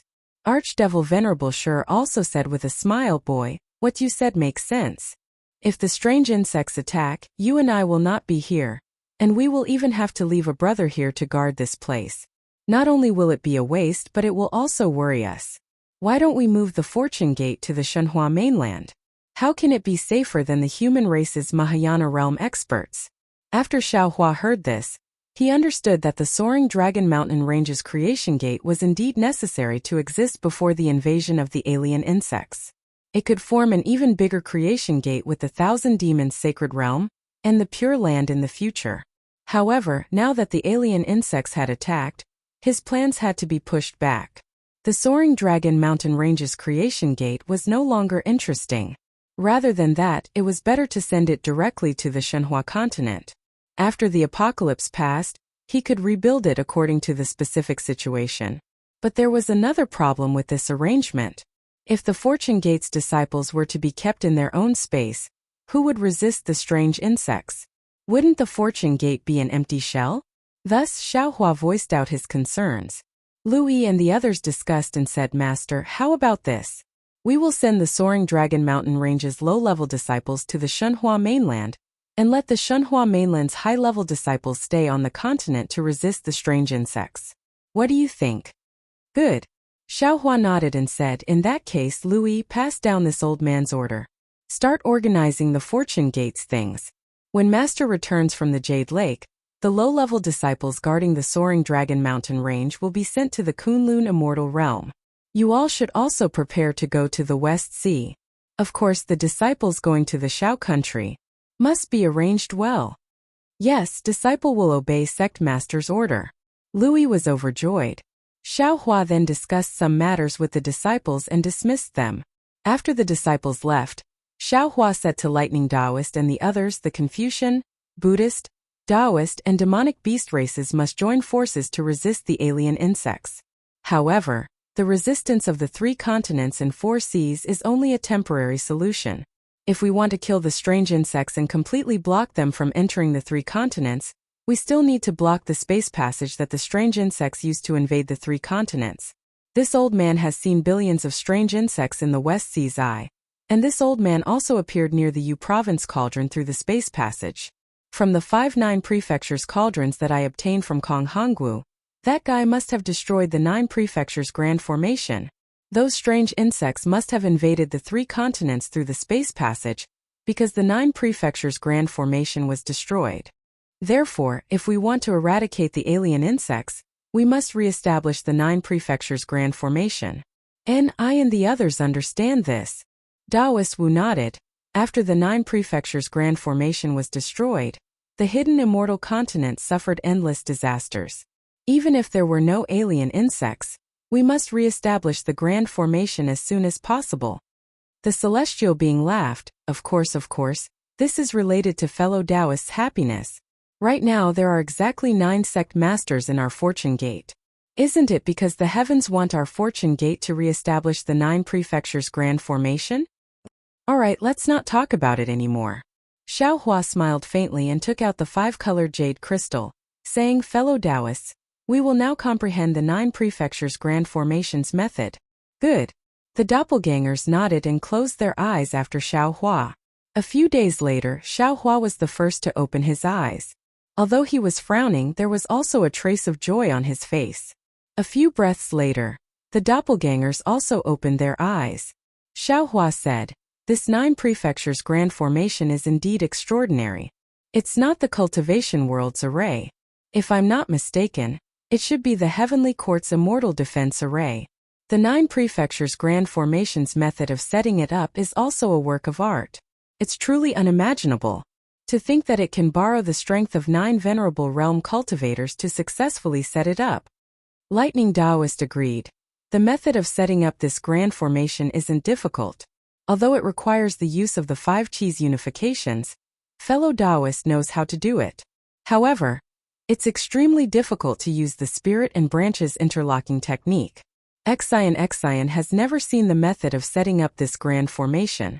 Her thinking is too simple. If it wasn't difficult, why would old man Gaochen hand it over to us? Taoist Wu sneered. He himself knows that the 9 cultivators setting up the grand formation not only have to work together, but they also have to be telepathic and be able to activate the 9 prefectures cauldrons at the same time. This is 9 people. It's hard to find an immortal palace, hard to find in this world. What 3 purities palace master? None of them can be used. Xiaohua narrowed his eyes and said, this is a challenge, but it's also an opportunity. If the 9 of us can successfully cultivate this spirit and branches interlocking technique, our divine senses, Buddhist senses, elemental senses and devil senses will be able to cover the entire hidden immortal continent. In other words, you can enter Shanhua continent from anywhere in the hidden immortal continent as you wish. Indeed, this is the only benefit of setting up the grand formation. Celestial being said with a smile. Not only that. Xiaohua smiled and said, this spirit and branches interlocking technique doesn't seem to be a secret technique of the heavenly court. There might be other secrets. This old man feels that if we can cultivate this to the extreme, there will be miraculous effects that we can't imagine. Big brother. Just as Xiaohua was discussing with his clones in high spirits, Demon Sovereign Sure cried out, little brother is from the devil race. This 5 Qis unifications technique can't be cultivated at all. Little brother can't activate your Xiantian true Qi either? How is that possible? Xiao Hua was shocked and shouted, "Didn't the underworld judge use the Xiantian true qi to temper his body? Not to mention that you are a devil formation devil spirit body condensation technique. How can you not activate it?" Chapter 4663. Big Brother. Demon Venerable Shur hurriedly explained, "I'm sure you know that the netherworld energy is the energy of death, and the energy refined by Confucian cultivators is the energy of life. If you absorb the energy of life, you can activate the energy of death, which is beneficial to the cultivation of the substitute of the judge of hell. However, the noble energy is the energy of justice, which is the natural opposite of the devil energy of the devil race. It's completely different from the Tao of life and death. I can't cultivate the cultivation technique of the devil race with the help of the noble energy, so I can't activate the innate energy. Of course, I've thought the same as you, Big Brother. I'm a condensed body of a devil spirit from the devil formation of the upper realm, so I can totally suppress the innate energy and control it. But when I tried it just now, it's not like that at all. Fellow Taoist, you're too careless.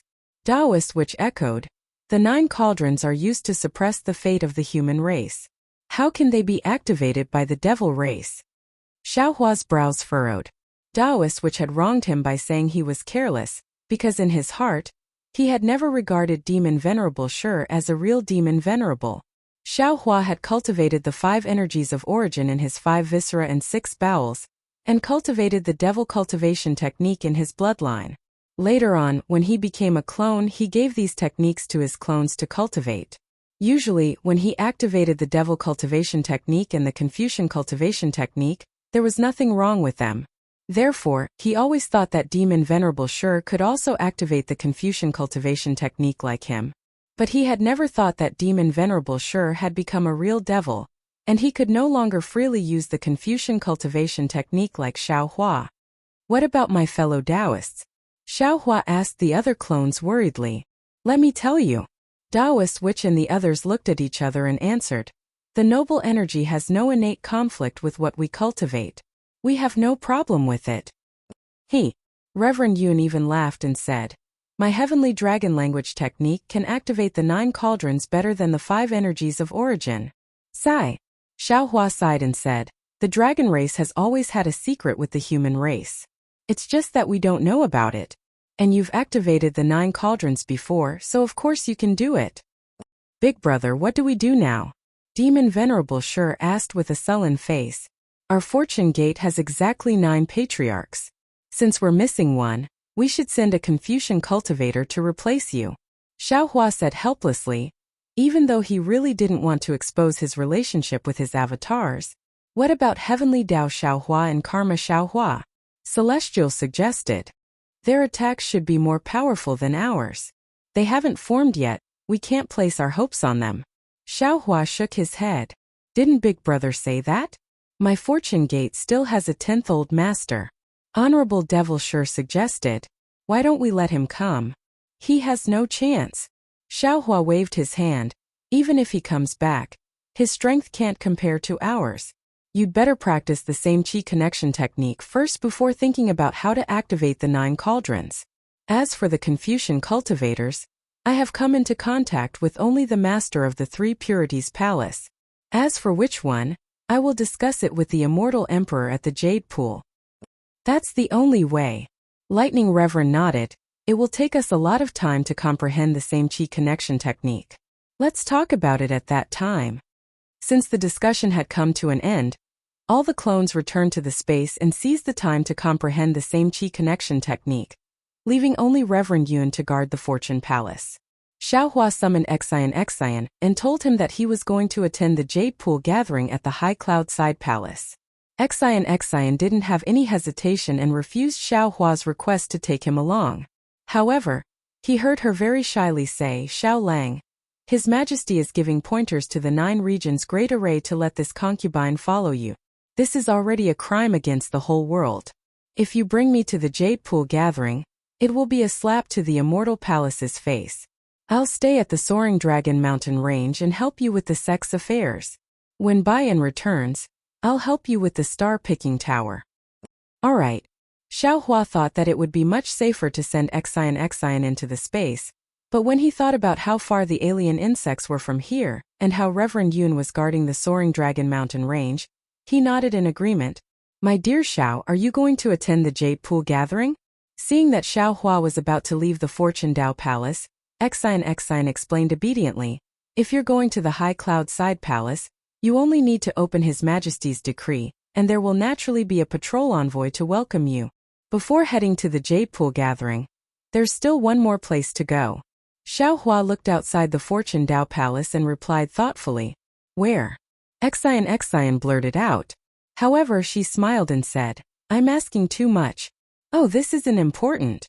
Xiao Hua waved his hand and said, the world's Dao sects are already declining. Today, the hidden immortal Dao Gate is opening.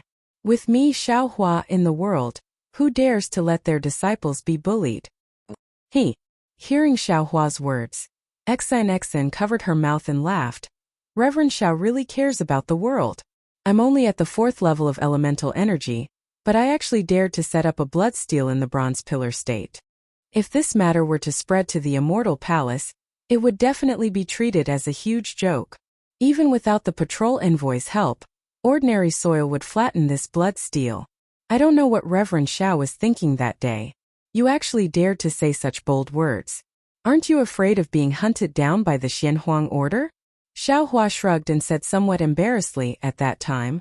This Xiao had just arrived at the Bronze Pillar State from the country of Xi. I didn't know about the Xianhuang order. Moreover, Dao Shan died too miserably. This Xiao was furious. When I thought of the hidden immortal continent's Dao Gate being bullied, this Xiao erected the blood steel in a fit of anger. Later on, when I thought about it, I also felt that I was too arrogant. However, this Xiao didn't have time to go to the Bronze Pillar State. Hearing this, Xian's face turned serious and said, this blood steel. Forget it, I won't talk about it. You'll know when you see it. Fortunately, Dao Shan died miserably. The Bronze Pillar State's king felt that he was in the wrong. Later on, the Bronze Pillar State's fate declined and was replaced by another state called the Jade Peng State. At that time, you already made a name for yourself in the blood pool of gods and devils. Some scholarly families' literary sages also helped you spread the seeds. That Jade Peng State didn't dare to offend the literary sages and kept the Seven Suns Temple. As for later on, I was imprisoned and didn't know about the Seven Suns Temple.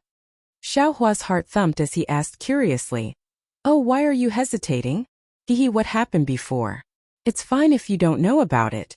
Xian smiled. She originally didn't want to talk about it. However, looking at Xiao Hua's expression, she rolled her eyes and said, forget it, since you want to know, I'll tell you. Actually, you'll know when you think about it. You're only a 4th grade Dao sect cultivator. You actually dared to set up a blood steel in the hidden immortal continent.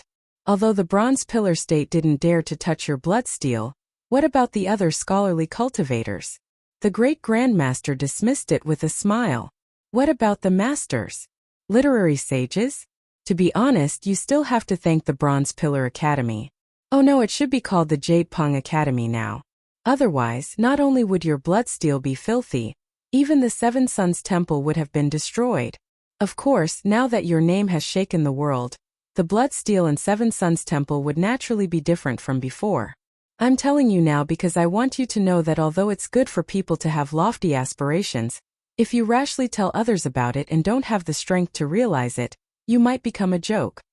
Before Xian could finish, Xiao Hua laughed and said, don't worry. With my current status, how could I make a move in the Jade Peng Academy? You're thinking too much. After saying that, Xiao Hua's figure flashed and turned into a rainbow as he rushed out of the Fortune Dao Palace. Seeing that Xiao Hua had left, Xian shook his head with a wry smile. Xiao Hua, how could you know about the matters of the world by yourself?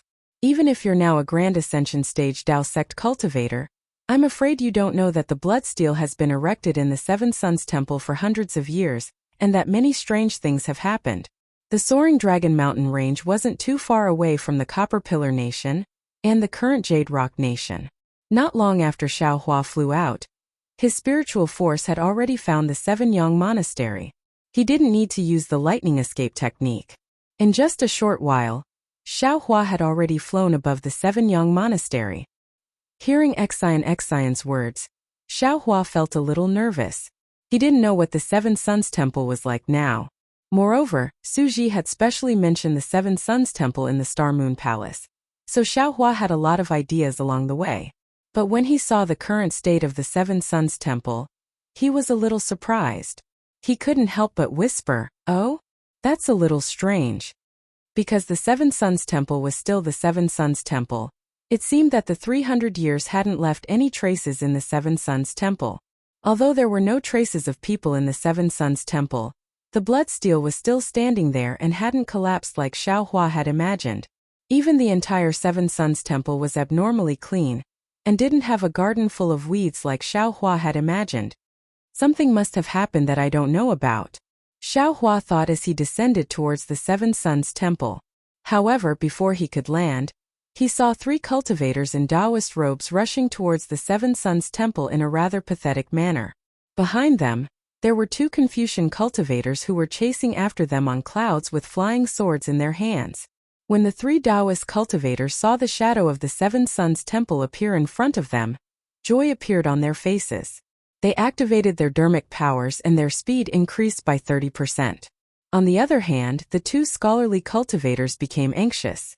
They looked at each other and opened their mouths, sending several mouthfuls of true qi into the flying swords in their hands. Woo! The 2 flying swords turned into sword lights and chased after 2 of the 3 cultivators. At the same time, the 2 scholarly cultivators' bodies became sluggish and fell a few feet. It seemed that their true qi was somewhat exhausted. I hope that when he sees this, he can leave a comment in the book review section. Thank you. Fellow Taoists who like this book, please go to Qidian to subscribe to support it. Chapter 46-64. The flying swords were like lightning, and in the blink of an eye, they had already landed on the backs of the 2 Tao sect cultivators. The 2 Tao sect cultivators didn't panic and waved their hands behind them. 2 defensive magic treasures flew out and blocked the flying swords. Puff puff. The flying swords pierced the magic treasures and emitted a bright light. The flying swords and magic treasures were both sent flying at the same time. Break. At this moment, the 2 Confucian cultivators behind began to chant inscriptions. Boom boom. The 2 flying swords exploded at the same time and turned into a rain of swords that fell towards the 2. Not good. The 2 scanned with their divine senses and both knew that things were not good. Xiaohua, who was high up in the sky, frowned. Just as he was about to raise his hand, the 2 Tao sect cultivators waved their hands at the same time. 2 black ropes flew out of their hands and fell towards the 3rd person. Looking at the 3rd person, it was clear that he was prepared. Just as the 2 Tao sect cultivators attacked, his body suddenly fell.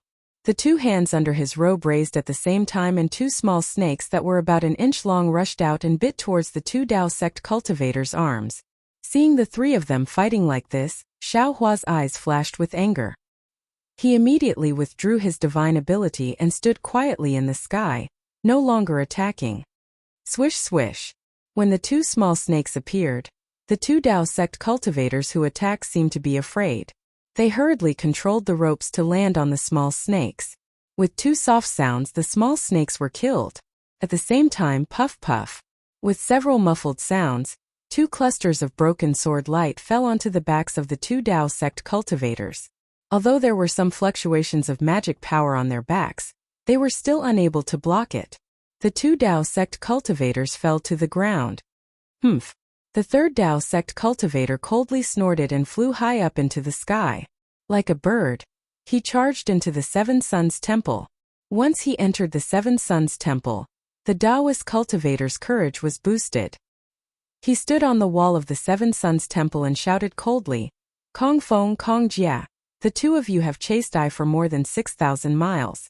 Now that I can no longer fly, come and kill me." At this time, the 2 Confucian cultivators had already flown to the 2 injured Taoist cultivators who had fallen to the ground. They ignored the provocation of the Taoist cultivators and raised their hands to take out 2 thin ropes that were more than a foot long. As their true qi fell on the ropes, blood-red armor inscriptions gushed out. As soon as the inscriptions appeared, the 2 thin ropes fell on the 2 Taoist cultivators like inscription chains and firmly tied them up. After doing all this, One of the Confucian cultivators raised his eyes to look at the Taoist cultivator standing on the wall and said coldly, "You Feihu, if you have the guts, then come down and compete. What kind of man are you if you're standing on top? The higher you stand, the farther you can see." The Taoist cultivator named Yu Feihu saw that the two Confucian cultivators didn't dare to come closer, and became even bolder. He said proudly, "Don't tell me the two of you don't want to see 1,000 miles and reach a higher level? Damn it." One of the Confucian cultivators was a little angry. He raised his hand and pointed at Yu Feihu. He said angrily, "You have the ability to kill 49 young boys and girls as a blood sacrifice for your Dharma artifact. Why do you have the guts to fight me to the death? Those young boys and girls are people in trouble. Even if I don't do anything, they won't live for more than a few days. Since that's the case, why can't I sacrifice them for my Dharma artifact?" Yu Feihu sneered. "Besides, the two of you are just constables from the Qing kingdom. Why are you in the Fongjing kingdom's territory? Since it's a heinous crime, no matter where you are, I should arrest you." The more the Confucian cultivator spoke, the angrier he became. Suddenly his body moved, and a multicolored light appeared as he pounced at Yu Feihu. Haha. Yu Feihu wasn't afraid at all. His body flashed and he jumped into the Seven Suns Temple. He laughed and said, "Kongjia, why don't you come in? This is the Seven Suns Temple. In front of me is Taoist Zhao's blood steel. You dare to bully my Taoist disciples in front of the blood steel? Aren't you afraid that your Qing kingdom will annihilate the Fortune Gate?" Sure enough, Kongjia's body flew to the walls of the Seven Suns Temple and stopped. She didn't dare to take half a step forward. There was a look of unwillingness on her face. "What's wrong? You don't dare to come in?" Yu Feihu became even more arrogant. He laughed wildly and said, "Didn't you chase me for thousands of miles to take my life? Now that I'm standing in front of you, why don't you dare to move? Confucian cultivators, oh Confucian cultivators, you have stood tall in the hidden immortal continent for countless years. My Taoist cultivators have been humiliated by you for countless years. Now, my Taoist sect is no longer the Taoist sect of the past. My Taoist sect can finally stand tall." Damn it! Kongjia was enraged. She urged her body to charge into the Seven Suns Temple to capture Yu Feihu. When Yu Feihu saw Kongjia flying out, he couldn't help but be stunned. He hurriedly jumped down the wall. At this moment, Kong Feng had already flown behind Kongjia. Seeing Kongjia acting rashly, Kong Feng turned pale with fright. He disregarded everything and rushed forward to block Kongjia. He anxiously said, "Kongjia, what are you doing? Don't forget. This is the bloodsteel where the Taoist sect's Grand Ascension Stage Taoist sect was established. It's not a place for small fries like us to barge in. Our lives are a small matter. If we provoke the Fortune Gate, what will happen to my Kong family and Qing Kingdom? Don't fall for this bastard's trick." Damn it! Kongjia saw that Yu Feihu was about to jump off the wall, but when she saw Kong Feng blocking her, she arrogantly stood on the wall. However, Yu Feihu was tactful and didn't dare to provoke her anymore. Kongjia couldn't help but curse, "Taoist Xiao is really that unfortunately." Before Kongjia could say anything else, Kong Feng was scared out of his wits.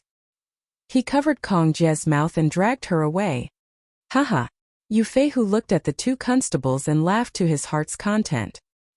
He pointed at the two of them and said, "You should know that the days of my Tao Gate's civil servants are over. Scram!"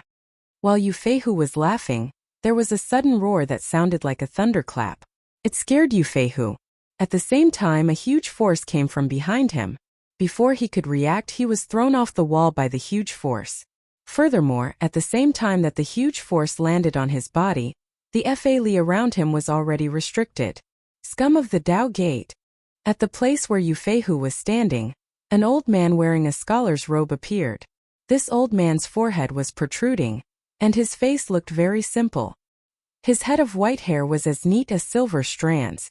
Although it was blown by the wind, not a single strand of hair fluttered.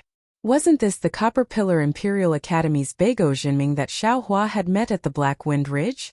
However, time had not left its mark on the Seven Suns Shrine, but it had left its mark on his body. "Many thanks, Senior." Kongjia was overjoyed. She rushed over and captured Yu Feihu. Kong Feng hurriedly flew in front of Beigo Zhenming and bowed respectfully. Junior Kong Feng greets Senior. Senior, how dare you use your divine ability in the Seven Suns Shrine? If the Fortune Gate and Taoist Shao were to find out, I'm afraid a calamity will befall you. Beigo Zhenming stood in the air and waved his hand with a smile. You are too careful. Taoist Zhao's intention in setting up the Bloodsteel was to establish the Tao Gate, not to protect these scum of the Tao Gate. Just like those rumors, no one dares to go to the Fortune Gate to verify them. These shameless scum use the rumors to absolve themselves of their crimes. In the end, Taoist Zhao's intention was covered up, and his kindness was distorted. So that's how it is. Hearing this, Kong Feng was enlightened. He looked at the Bloodsteel in the Seven Suns Shrine and asked in a low voice, Senior, how do you know so much? This old man is Beigo Zhenming. Beigo Zhenming replied with a smile. When Taoist Shao set up the Bloodsteel, this old man was the dean of the Copper Pillar Imperial Academy. I even fought with Taoist Shao. However, this old man is already old, and Taoist Shao is like the sun in the sky. This old man felt Taoist Zhao's glory back then, and because I was entrusted by someone, I opened a library near the Seven Suns Shrine and spent the rest of my life here. Oh, so it's Senior Beigo. This junior greets you. Kong Feng had never heard of Beigo Zhenming's name before, but he still hurried to greet him. At this time, Kong Jia had also captured the three scum of the Tao Gate and came over to greet Beigo Zhenming. The space looked at the Bloodsteel and asked in a low voice, Can this junior enter the Seven Suns Shrine to pay respects to Taoist Zhao's Bloodsteel? Of course. Beigo Zhenming smiled and said, Taoist Zhao never said that the Seven Suns Shrine was a forbidden area for Confucian cultivators. Anyone can enter. Hearing this, Kong Jia moved her body and entered the Seven Suns Shrine. Kong Feng opened his mouth, then entered with a bitter smile on his face. The Tao Gate of the world has already declined. Today the hidden immortal Tao Gate is opened. With me Xiaohua in the world, how dare you let your disciples be bullied? Kong Jia looked at the Bloodsteel in the Seven Suns Shrine and read it word by word. Finally she said, Taoist Zhao's tone is really big. At this point, Kong Jia realized that she was being rude. She hurriedly rolled her eyes and said, Senior Beigo, if Taoist Shao said those words with the strength of a Taoist Mahayana realm, no one in the world would not bow down. Who would dare to say no? However, this junior heard that Taoist Shao was only around the 5th grade of origin energy. His strength was not as profound as Senior's. How could he dare to say such bold words? Beigo Zhenming smiled and said, You are absolutely right. If Taoist Shao said those words now, it would definitely be bold words. However, if he said those words back then, even this old man felt that it was somewhat arrogant. However, the situation that day was like this. Then Beigo Zhenming explained the situation. Kong Feng and Kong Jia were originally constables. After hearing this, they gnashed their teeth and said, The Jiang clan is really despicable. No wonder Taoist Shao was so angry that he set up the Bloodsteel. Chapter 46-65. That's right. Taoist Master Shao didn't set up this Bloodsteel to provoke us Confucian cultivators. It's a steel of justice for the human race. Beigo Zhenming nodded. Taoist Master Shao wanted to let the Jiang family and the Copper Pillar State know that even if the Taoist sect declined, justice still exists. If Confucian cultivators ignore justice, they will also decline. Oh, Senior Beigua. Hearing this, Kong Feng nodded his head. But Kong Jia couldn't help but ask, why are there so many cracks on this Bloodsteel? It doesn't look like a complete steel. Yes, this Bloodsteel is no longer the Bloodsteel that Taoist Master Shao used to set up the Taoist sect. Beigo Zhenming explained, ever since Taoist Master Shao left the Copper Pillar State, this Bloodsteel became more and more famous. Many immortals came to check it out, but many of them took it as a joke and left. Some of them were unhappy, but after hearing about Dao Shan, they didn't make things difficult for this Bloodsteel. However, there are still some immortals who don't like this Bloodsteel and don't care about Taoist Master Zhao's reputation. They want to destroy this Bloodsteel. Usually, I will persuade and stop them. If I can't stop them, I can only let them do it. After that, I will restore this Bloodsteel. Of course, ever since Taoist Master Shao planted good seeds in the godfiend blood pool, the sage of literature also spread the word. Therefore, fewer immortals came to the Seven Suns Temple to make things difficult for this blood steel. Beigua Zhenming said with a smile.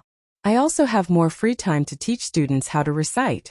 Just as Beigua Zhenming was talking to the two constables, the sound of a child reciting could be heard from the side of the Seven Suns Temple. Senior Beigua. Kong Feng was puzzled. I have a question to ask you. Oh, please ask. Beigua Zhenming replied with a smile. This. Kong Feng hesitated for a moment and asked embarrassedly, I don't understand. Senior, you are a Confucian cultivator and have fought with Taoist Master Shao. Moreover, you are not from the Jiang family. Why are you guarding the Seven Suns Temple? Why? Are you restoring the blood steel? Haha, you are not the only one asking about this. Beigua Zhenming laughed. You don't have to be embarrassed.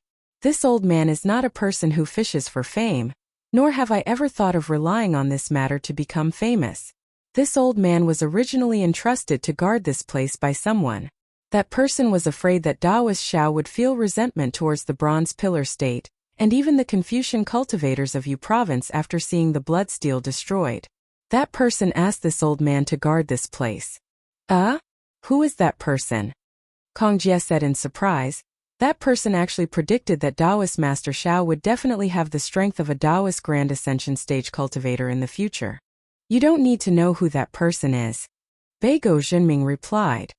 I don't know whether or not he knew about Taoist Master Zhao's current situation. However, at that time the Bronze Pillar country had just been destroyed and I was a little disheartened. I resigned from the Imperial Academy and wanted to live in seclusion in the mountains. That person probably wanted me to stay and told me his worries.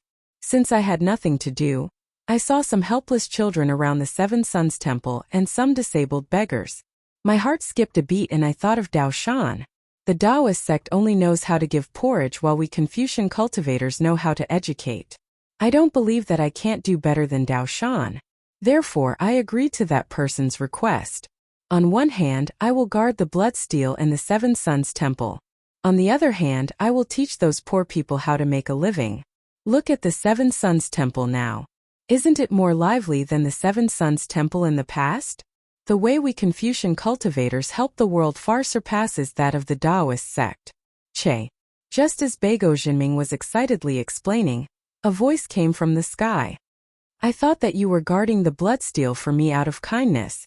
I didn't expect you to be so determined to win and compete with the dead Master Dao Shan. Following the voice, a figure descended and stood in front of Beigua Zhenming. Ah, Shao. Taoist Shao? Beigua Zhenming was slightly shocked. He looked at Xiao Hua, who was not exactly the same as he was hundreds of years ago. He hurriedly bowed and said, Zhenming greets Taoist Shao. Please forgive me. No need, no need. How could Xiao Hua let Beigua Zhenming bow? He hurriedly supported him with a smile and said, You and I are old friends. You are also helping me guard the blood steel. How can I blame you? Kong Jie and Kong Feng did not dare to be negligent. They hurriedly bowed and saluted. However, there was a trace of fear in their eyes. After the two finished saluting, Xiao Hua helped them up and said with a smile, I have already seen the situation of the two of you arresting the three Taoist sect cultivators. You two have justice in your hearts. Although the crimes committed by the three of them were not within the scope of your duties, you two still pursued them. I am deeply gratified. I will definitely not play favoritism just because they are Taoist sect cultivators. Moreover, in this old man's opinion, such a heartless person should be killed immediately to avoid any more trouble. Alright, I will let Taoist Shao know. Kong Feng said respectfully, We are only constables and do not have the authority to make decisions. This matter can only be handed over to the Yamen for trial before being executed. Forget it, forget it. This is the matter of you Confucian cultivators. I do not care. Xiao Hua waved his hand and said with a smile. Then he raised his hand and a large hand-light image fell on the blood steel. Shua. The blood steel was easily pulled out by the large hand. Senior, this is. Kong Jie was slightly bewildered and hurriedly asked. Xiao Hua looked at the cracks on the blood steel and the words on it and said, The Taoist sect in the world has already declined. Today the hidden immortal sect opens. With me Xiaohua in the world, who dares to let their disciples be bullied? After saying that, Xiaohua looked at Beigo Jinming and said with a bit of self-mockery, thinking back, I was really arrogant. I actually wanted to fight against the entire Confucian sect with the strength of a fifth-grade origin energy. Today I am standing at the peak of the three continents. Only now do I understand that the strength of our Taoist sect is not something that can be accomplished by one person. Even if I have such ambition, I do not need to erect a blood steel here. The steel that I want to erect should be in the hearts of the cultivators of the three continents. Following Xiaohua's words, the large hand clenched and the blood steel that had been destroyed by countless people and restored by Beigo Jinming instantly turned into powder. Seeing the powder of the blood steel floating in the air, Beigo Jinming's heart immediately lightened. However, at the same time, there seemed to be a trace of melancholy in his heart. Wait for the two of them to return. After Xiaohua destroyed the blood steel, he said to Kong Feng and Kong Jie, spread this matter to the cultivators of the world. My blood steel has been destroyed, but my heart will not change. If the disciples of the Taoist sect want to rise, they must constantly strive for self-improvement. At this point, Xiaohua suddenly laughed involuntarily. Kong Feng and Kong Jie were only bailiffs of two small countries. How could they have the qualifications to spread the news on his behalf? Moreover, they were Confucian sect cultivators. Thus, he waved his hand and said, You wait, I am thinking too much. Yes, Junior understands. When Kong Feng and Kong Jie heard this, they let out a long breath. Kong Feng smiled and said, Junior will spread the truth of what happened in Seven Suns Temple. Senior, please rest assured. Xiaohua nodded. After seeing the two of them salute, he flew away with Yu Feihu and the other two. Taoist Xiao. Without waiting for Xiaohua to speak, Beigo Jinming first raised his hand and saluted. This old man thanks Taoist Zhao's magnanimity on behalf of the Confucian sect. No need to be so polite. Xiaohua said with a smile, Do Shanjun asked you to guard here. Isn't it because he is afraid that I will bring up old scores? Since I know your intentions, how can I really pursue the matter? Where is the magistrate? Hearing that Xiaohua immediately guessed that it was Do Shanjun, Beigo Jinming was puzzled and asked curiously, after the Battle of Black Wind Mountain, he resigned from his position as the Academy's magistrate. After that, he hurriedly came back and told this old man about this matter. I have not seen him in the past few hundred years. The magistrate is a hidden expert. Xiaohua naturally would not tell the truth. He only vaguely said, He has already returned to the place he should return to. Oh, that's good, that's good. Beigo Jinming nodded and said with a smile, Back then, this old man felt that this person was different, which was why I made an exception and hired him. It seems like this old man's foresight is still not bad. Of course, Xiaohua echoed, the magistrate is also someone this old man admires. As he spoke, Xiaohua raised his eyes and looked at the source of the sound of reading not far away. He said thoughtfully, Taoist Beigo, your academy is a little small. How is that an academy? Beigo Jinming replied, That's just a school to enlighten young children. At this point, Beigo Jinming sighed again and said, Back then, this old man fought with Taoist Xiao and was deeply moved. When this old man gave the Imperial Academy's scrolls to Taoist Xiao, this old man also revisited these scrolls. At that time, this old man suddenly realized that the true essence of Confucian cultivation is not to fight, but to help the world and educate people. Governing the world with etiquette and enlightening the souls of people with Confucianism is what this old man should do. Oh, Xiaohua was a little surprised as he looked at Beigo Jinming. Although what he said was not the true five qis unification, with Beigo Jinming's strength, it was still a commendable thing to be able to calm down and search for the true essence of Confucian cultivation. Beigo Jinming continued, therefore, this old man had the intention to retreat after the war.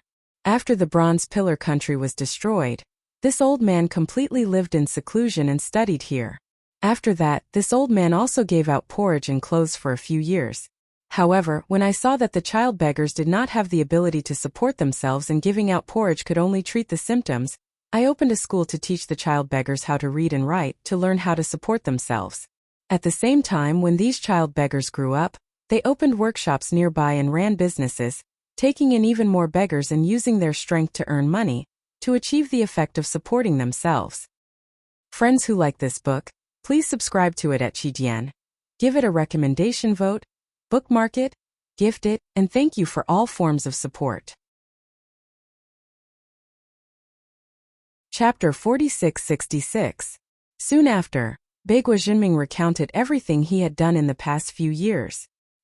He didn't mention anything about the Bloodsteel's destruction, or the Seven Sons Monastery's provocation. Xiaohua nodded his head inwardly and said, "Fellow immortal Beigua, I really have to look at you in a new light. In the past few hundred years, fellow immortal Beigua has really undergone a complete transformation. There's no need for Taoists to praise me." Beigua Jinming nodded and said, "I was biased against the Taoist sects before, but after some self-reflection, I feel that the Taoist sects, the Confucian cultivators, and even the Buddhist sects are all cultivation methods of the human race. Although we have different Taoists, we can help the world together. Thus, when this old man taught my students, I always instilled such thoughts into them. I even compared the Taoist sect, Confucian sect, and Buddhist sect's thoughts. It's a pity. This old man's foundation is too weak. After cultivating for several hundred years, I'm already at the end of my rope. I'm afraid I won't be able to live for much longer." Good. Xiaohua finally understood why Suji had specially instructed him to come to the Seven Sons Monastery. He clapped his hands and said, "How could Dean not know about dying at dawn and dying at night? At this point, why would Dean still have any regrets?" Haha, Beigua Jinming laughed and said, "Since Taoist Xiao is here, this old man's biggest knot in my heart has been untied. Even if I don't have the heart to die at dawn and dying at night, this old man has no more regrets. It can't be, right?" Xiaohua's tone changed as he rubbed his nose and said with a smile, "This Seven Sons Monastery is so big, but there's no one to look after it. Wouldn't it be a waste? Isn't this Dean's regret? What does Taoist mean?" Beigua Jinming was a little confused as he looked around the Seven Sons Monastery. However, after a short while, he came to a realization and said, "Taoist, this is the Seven Sons Monastery.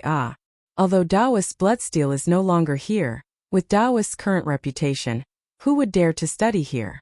However, Taoist can rest assured, this old man will instruct the people in the library to look after this place well. Of course, it would be best if Taoist could send a Fortune Gate disciple over to take over this Seven Sons Monastery. This place is too small." Xiaohua did not conceal his thoughts, laughing as he said, "If my Fortune Gate wants to do something, the Xiao country can do it. There is no need to make arrangements here. How about this, immortal friend Beigua? I'll leave this place to you from now on." Beigua Jinming said with some fear, "You think too highly of me, spiritual master. This old man is already old, and I'm afraid my energy is limited." "It's fine." Xiaohua raised his hand and took out a jade bottle, handing it over to Beigua Jinming and said, "This is the rejuvenation pill. After fellow immortal takes it, you'll know how powerful it is." After stuffing the rejuvenation pill into Beigua Jinming's hand, Xiaohua looked at it again. He casually took out a large rock from the space and placed it at a corner of the Seven Sons Temple. He said, "I'll inscribe some words for fellow immortal, and use them as instructions for the school. I believe that even if Tao sect cultivators come, they won't make things difficult for fellow immortal." This. Beigua Jinming looked at the rejuvenation pill in his hand, still unable to make a decision. Xiaohua did not make things difficult for him and said, "This is just an idea of mine. I can't bear to let the Seven Sons Temple be abandoned, and I can't bear to let the Yu province's child beggars have no books to read and no skills to survive. That's why I suggested this. Fellow immortal, you can think about it. If you feel that it's inappropriate, you can forget about it." After he finished speaking, Xiaohua activated his divine ability and raised his hand. Several golden lights fell on the huge rock, and after a series of light crackling sounds, several large characters were revealed on the huge rock. At the top it said, "For Beigua Jinming." At the bottom it said, "Fortune Gates Xiaohua." In the middle it said, "Unity, tension, seriousness, liveliness, spiritual master." Beigua Jinming was stunned and said in shock, What does this mean?" Haha. Xiaohua's figure soared into the sky as he laughed. "This is Su. Professor Su's school's motto when he was young. It's written here to commemorate him. This old man respectfully sends spiritual master Xiao off. Seeing Xiaohua fly away, Beigua Zhenming did not dare to delay. He stood in the Seven Suns Temple and respectfully sent Xiaohua off. When Xiaohua flew out of sight, a bitter smile appeared on his face. He looked at the words on the huge rock and shook his head. This old man took a lot of effort to get rid of this burden. I don't want to get into trouble again. However, when he turned around, he hesitated for a moment and looked in the direction of the school. He rubbed his chin and said, "A few days ago, Chu Chong said that there were 10 child beggars in the solitary leaf country who had nowhere to go. If they could come to the Seven Suns Temple, it would be a good choice. Forget it, this old man should take this rejuvenation pill and see what kind of effects it has." Immediately, Beigua Zhenming sat on the ground and opened the jade bottle. He placed the rejuvenation pill refined by the lightning immortal into his mouth. When Xiaohua flew out of the Seven Suns Temple, he felt relieved.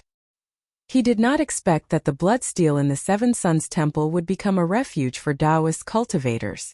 If these Taoist cultivators were honest and upright, Xiaohua would not mind leaving the blood steel behind. However, after looking at Yu Feihu, Xiaohua knew that these Taoist cultivators would only come here to pay their respects. They would definitely not beg for protection. Moreover, the blood steel was just like Grandmaster Dao Shan's charity in the past. Although it could be seen as a good deed, it could not give people the ability to be self-sufficient. In the end, it would still be a declining Taoist sect. Moreover, the blood steel was not enough to support the Taoist sect's rise. It needed tens of thousands of Taoist cultivators like Xiaohua to stand out. Instead of leaving the blood steel as a burden to Beigua Zhenming, it was better to leave the blood steel in the hearts of the cultivators of the 3 continents.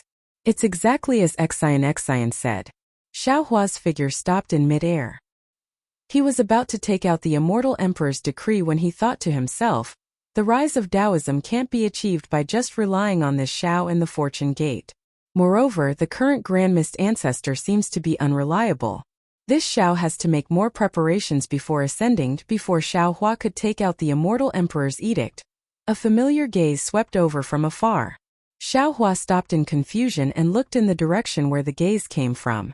Not long after, Xian's graceful figure arrived on the clouds. Moreover, wasn't the person beside Xian the Bai-in? Xian. When Xiaohua saw Xian, he asked curiously, "Why are you here?" Xian covered her mouth and giggled.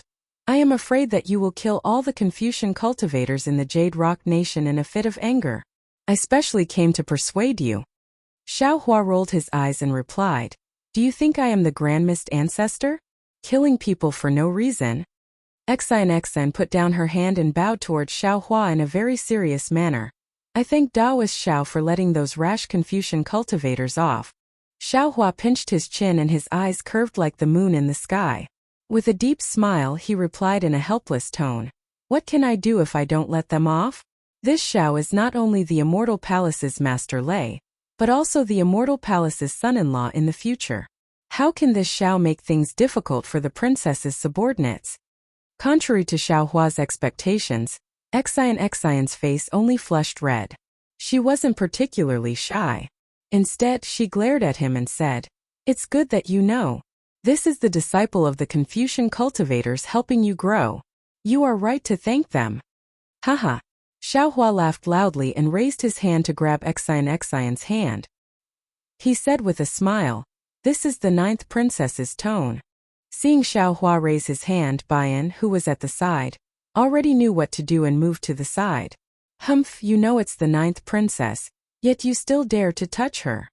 Xian glanced at Bai, and from the corner of his eyes, when she had already dodged, he pursed his lips and pinched Xiaohua's hand.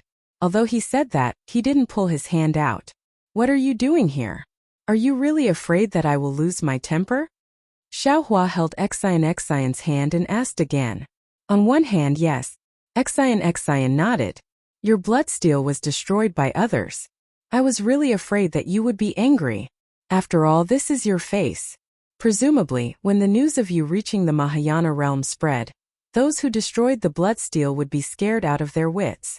They would be afraid that you would come to their door. The so-called face is the respect from the hearts of others. Xiaohua said with a smile, if you do well, you will naturally have face. How can a hypocritical flattery be considered face?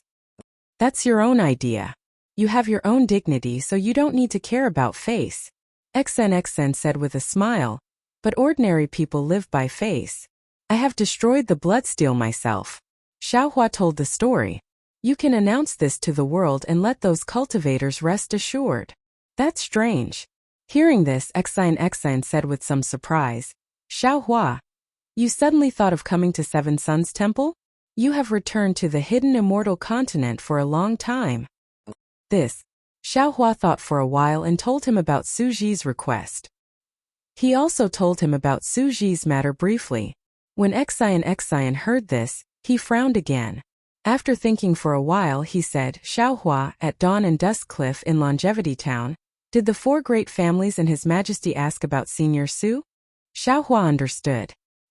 He nodded with a smile and said, no. So, XIN said with a bitter smile.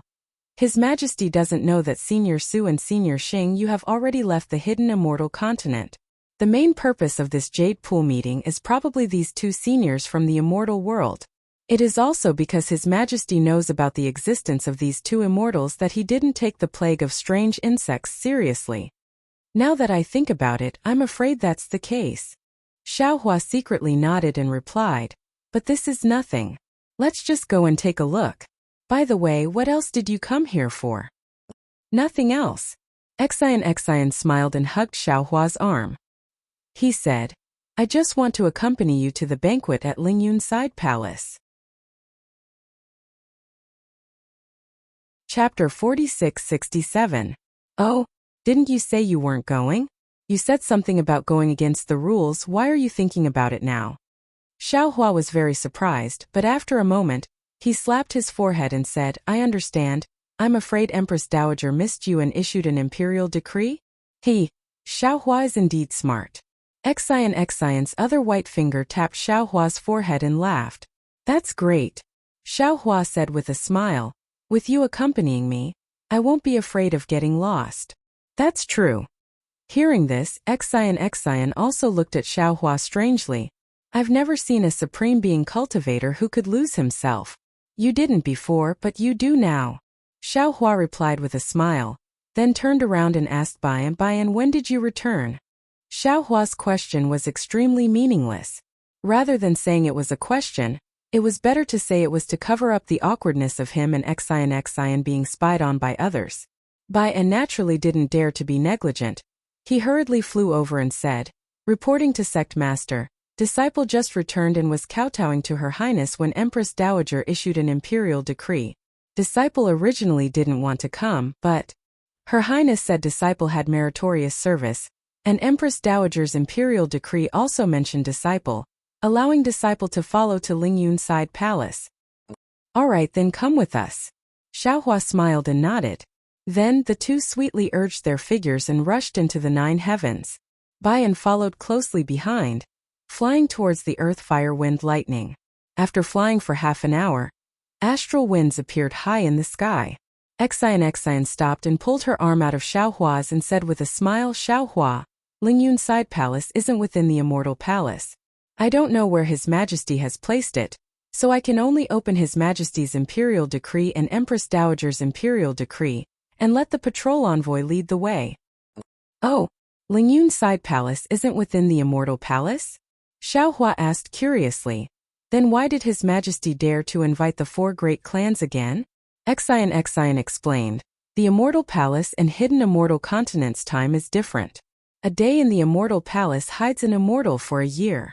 If His Majesty is in charge of the affairs in Lingyun Side Palace, how can he command the Immortal Palace troops to resist the strange insects?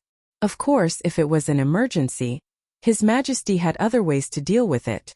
However, there was no need to be so anxious this time. His Majesty might have used the celestial imperial artifact of the Heavenly Court to set up the Lingyun Side Palace outside the Immortal Palace. As long as the immortal imperial equipment is not too far away from the Immortal Palace, His Majesty's golden throne can still be activated. So that's how it is. Xiaohua nodded. The Immortal Palace really has a lot of secrets. If you hadn't told me, I really wouldn't have known. Your fortune gate has a lot of secrets, ah. The corners of Xion's mouth curled up, and she said with a smile, I've heard that there are stories about the 10 elders of the sect. I've been counting them, but I still don't know who they are. Do you want to know? Xiaohua rolled his eyes and said eloquently, if you want to know, just say it. If you don't say it, how would I know you want to know? Although you look at me with sincerity, you still have to tell me what you want to know. Do you really want to know?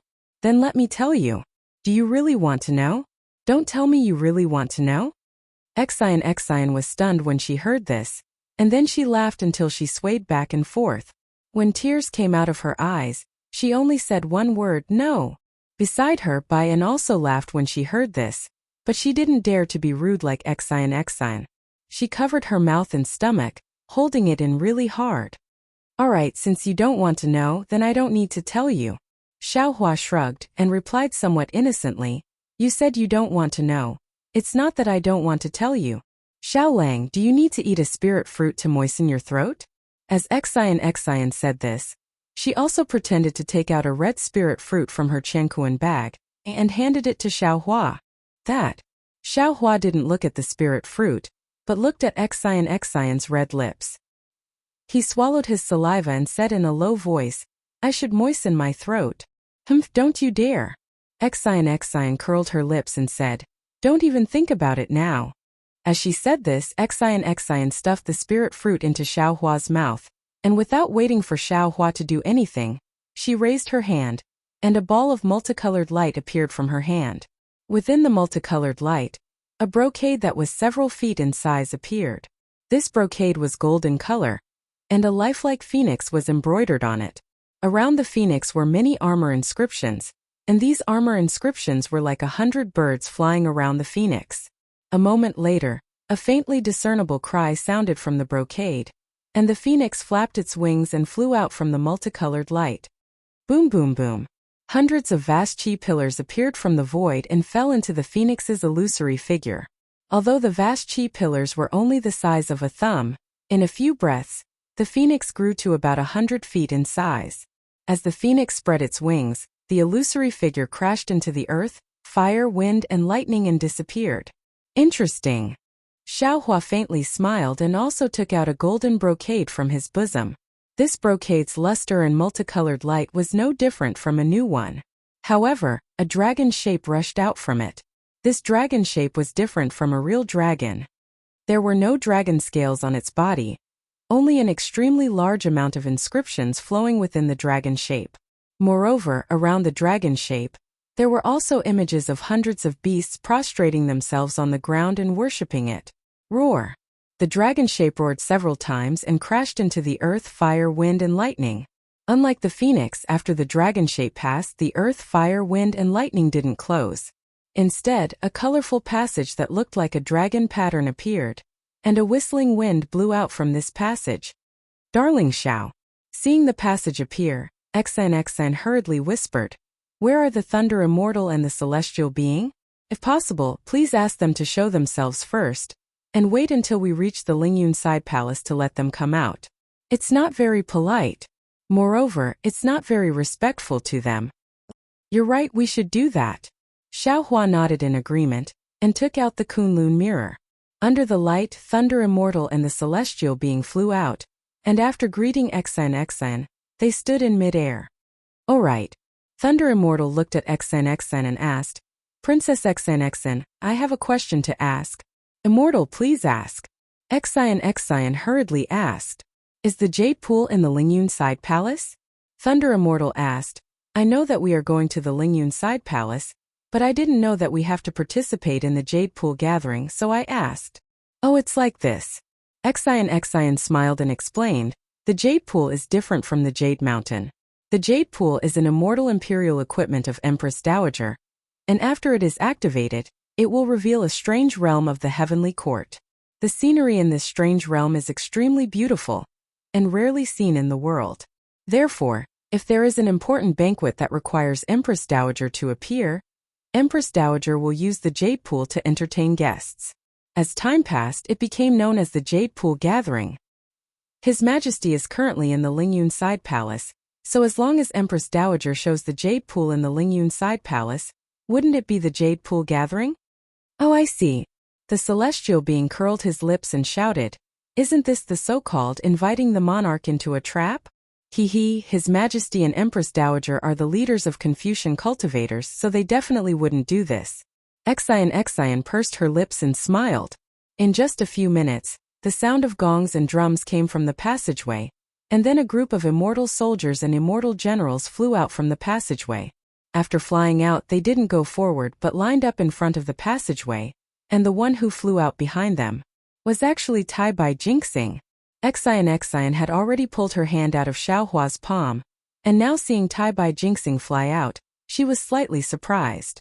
After she whispered a few words to Xiaohua, Tai Bai Jinxing had already flown to Xiaohua. Tai Bai Jinxing swung his horsetail whisk, cupped his hands and saluted, "Greetings, Master Xiaolei." "Greetings, Thunderbolt Immortal and Senior Celestial Being." Xiaohua and the others didn't dare to be negligent, and hurriedly went forward to return the salute. After exchanging a few pleasantries, Tai Bai Jinxing raised his head with a smile and looked at Xian, but he didn't go forward. Instead he said, "Earlier, I left in a hurry at Longevity Town, so I didn't have time to congratulate the 9th princess. Today, I have the important task of welcoming Master Xiaolei, so it's inconvenient for me to greet you. When the 9th princess's big day comes, I'll prepare a big gift to congratulate the 9th princess." "Lord Tai Bai Jinxing, you're too polite." Xian replied with a smile, "You're an important minister of the Immortal Palace, so there's no need for formalities. When the time comes, you'll just have to be there to congratulate me." Boom boom. While the two were talking, the Earth, Fire, Wind, and Thunder Palace to their left let out another roaring sound. A cloud flew down like a waterfall, and a flying phoenix palanquin surrounded by dozens of women in palace attire flew out from the cloud. Seeing the flying phoenix palanquin appear, Xian and Bai An's eyes were filled with surprise, and they looked at each other. "Greetings, 9th princess." The dozens of women flew in front of Xian, and all of them knelt on the cloud, and said in unison. Xian waved her hand, and said indifferently, "You may rise." "Yes, Your Highness." The group of women stood up and shouted again, "Your Highness, please get on the palanquin." "All right." Xian nodded thoughtfully, and then said to Xiaohua, "I'll take my leave first. See you at the Lingyun Side Palace." "Farewell, 9th princess." Xiaohua said with a smile and cupped his hands. You may rise." Xian covered her mouth and smiled, and her figure landed on the flying phoenix palanquin. Bai An also hurriedly flew to the side of the flying phoenix palanquin. A group of palace maids lifted the palanquin, and the cloud under their feet flew backward into the Earth, Fire, Wind, and Thunder Palace. The immortal soldiers and immortal generals at the side also bowed, and there was no lack of etiquette. After Xian and the others disappeared into the Earth, Fire, Wind, and Thunder Palace, Tai Bai Jinxing said with a smile, "Master Xiaolei, please don't blame us. This is the etiquette of our Confucian cultivators. With the 9th princess here, we need to send her back to the palace first." Don't blame us, don't blame us." Xiaohua saw that Xian was valued by the immortal palace, so how could he blame her, and replied with a wave of his hand. After waiting for a while, Tai Bai Jinxing waved his horsetail whisk, and shouted, "Bring the immortal palace's heavenly horses over."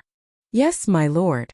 The group of immortal soldiers replied, and brought over 3 heavenly horses from not far away. The heavenly horses were more than 100 feet long, and their bodies emitted a milky white brilliance. Within the brilliance, countless strands of noble qi condensed into the shape of strips and danced like little snakes. Under the heavenly horses, lily-like clouds quietly bloomed as the horses' hooves landed. When the 3 heavenly horses flew in front of Xiaohua and the others, Tai Bai Jinxing raised his hand with a smile, and said, "Master Xiaolei, Thunder Immortal, Immortal Friend, Heavenly Man, please." "Thank you, Immortal Friend." Xiaohua knew that this was the Immortal Palace's etiquette, and no longer modestly declined. He raised his hand to signal, and floated onto a heavenly horse. Soon after, Thunder Immortal and Heavenly Man also each landed on a heavenly horse. Return to the Lingyun Side Palace.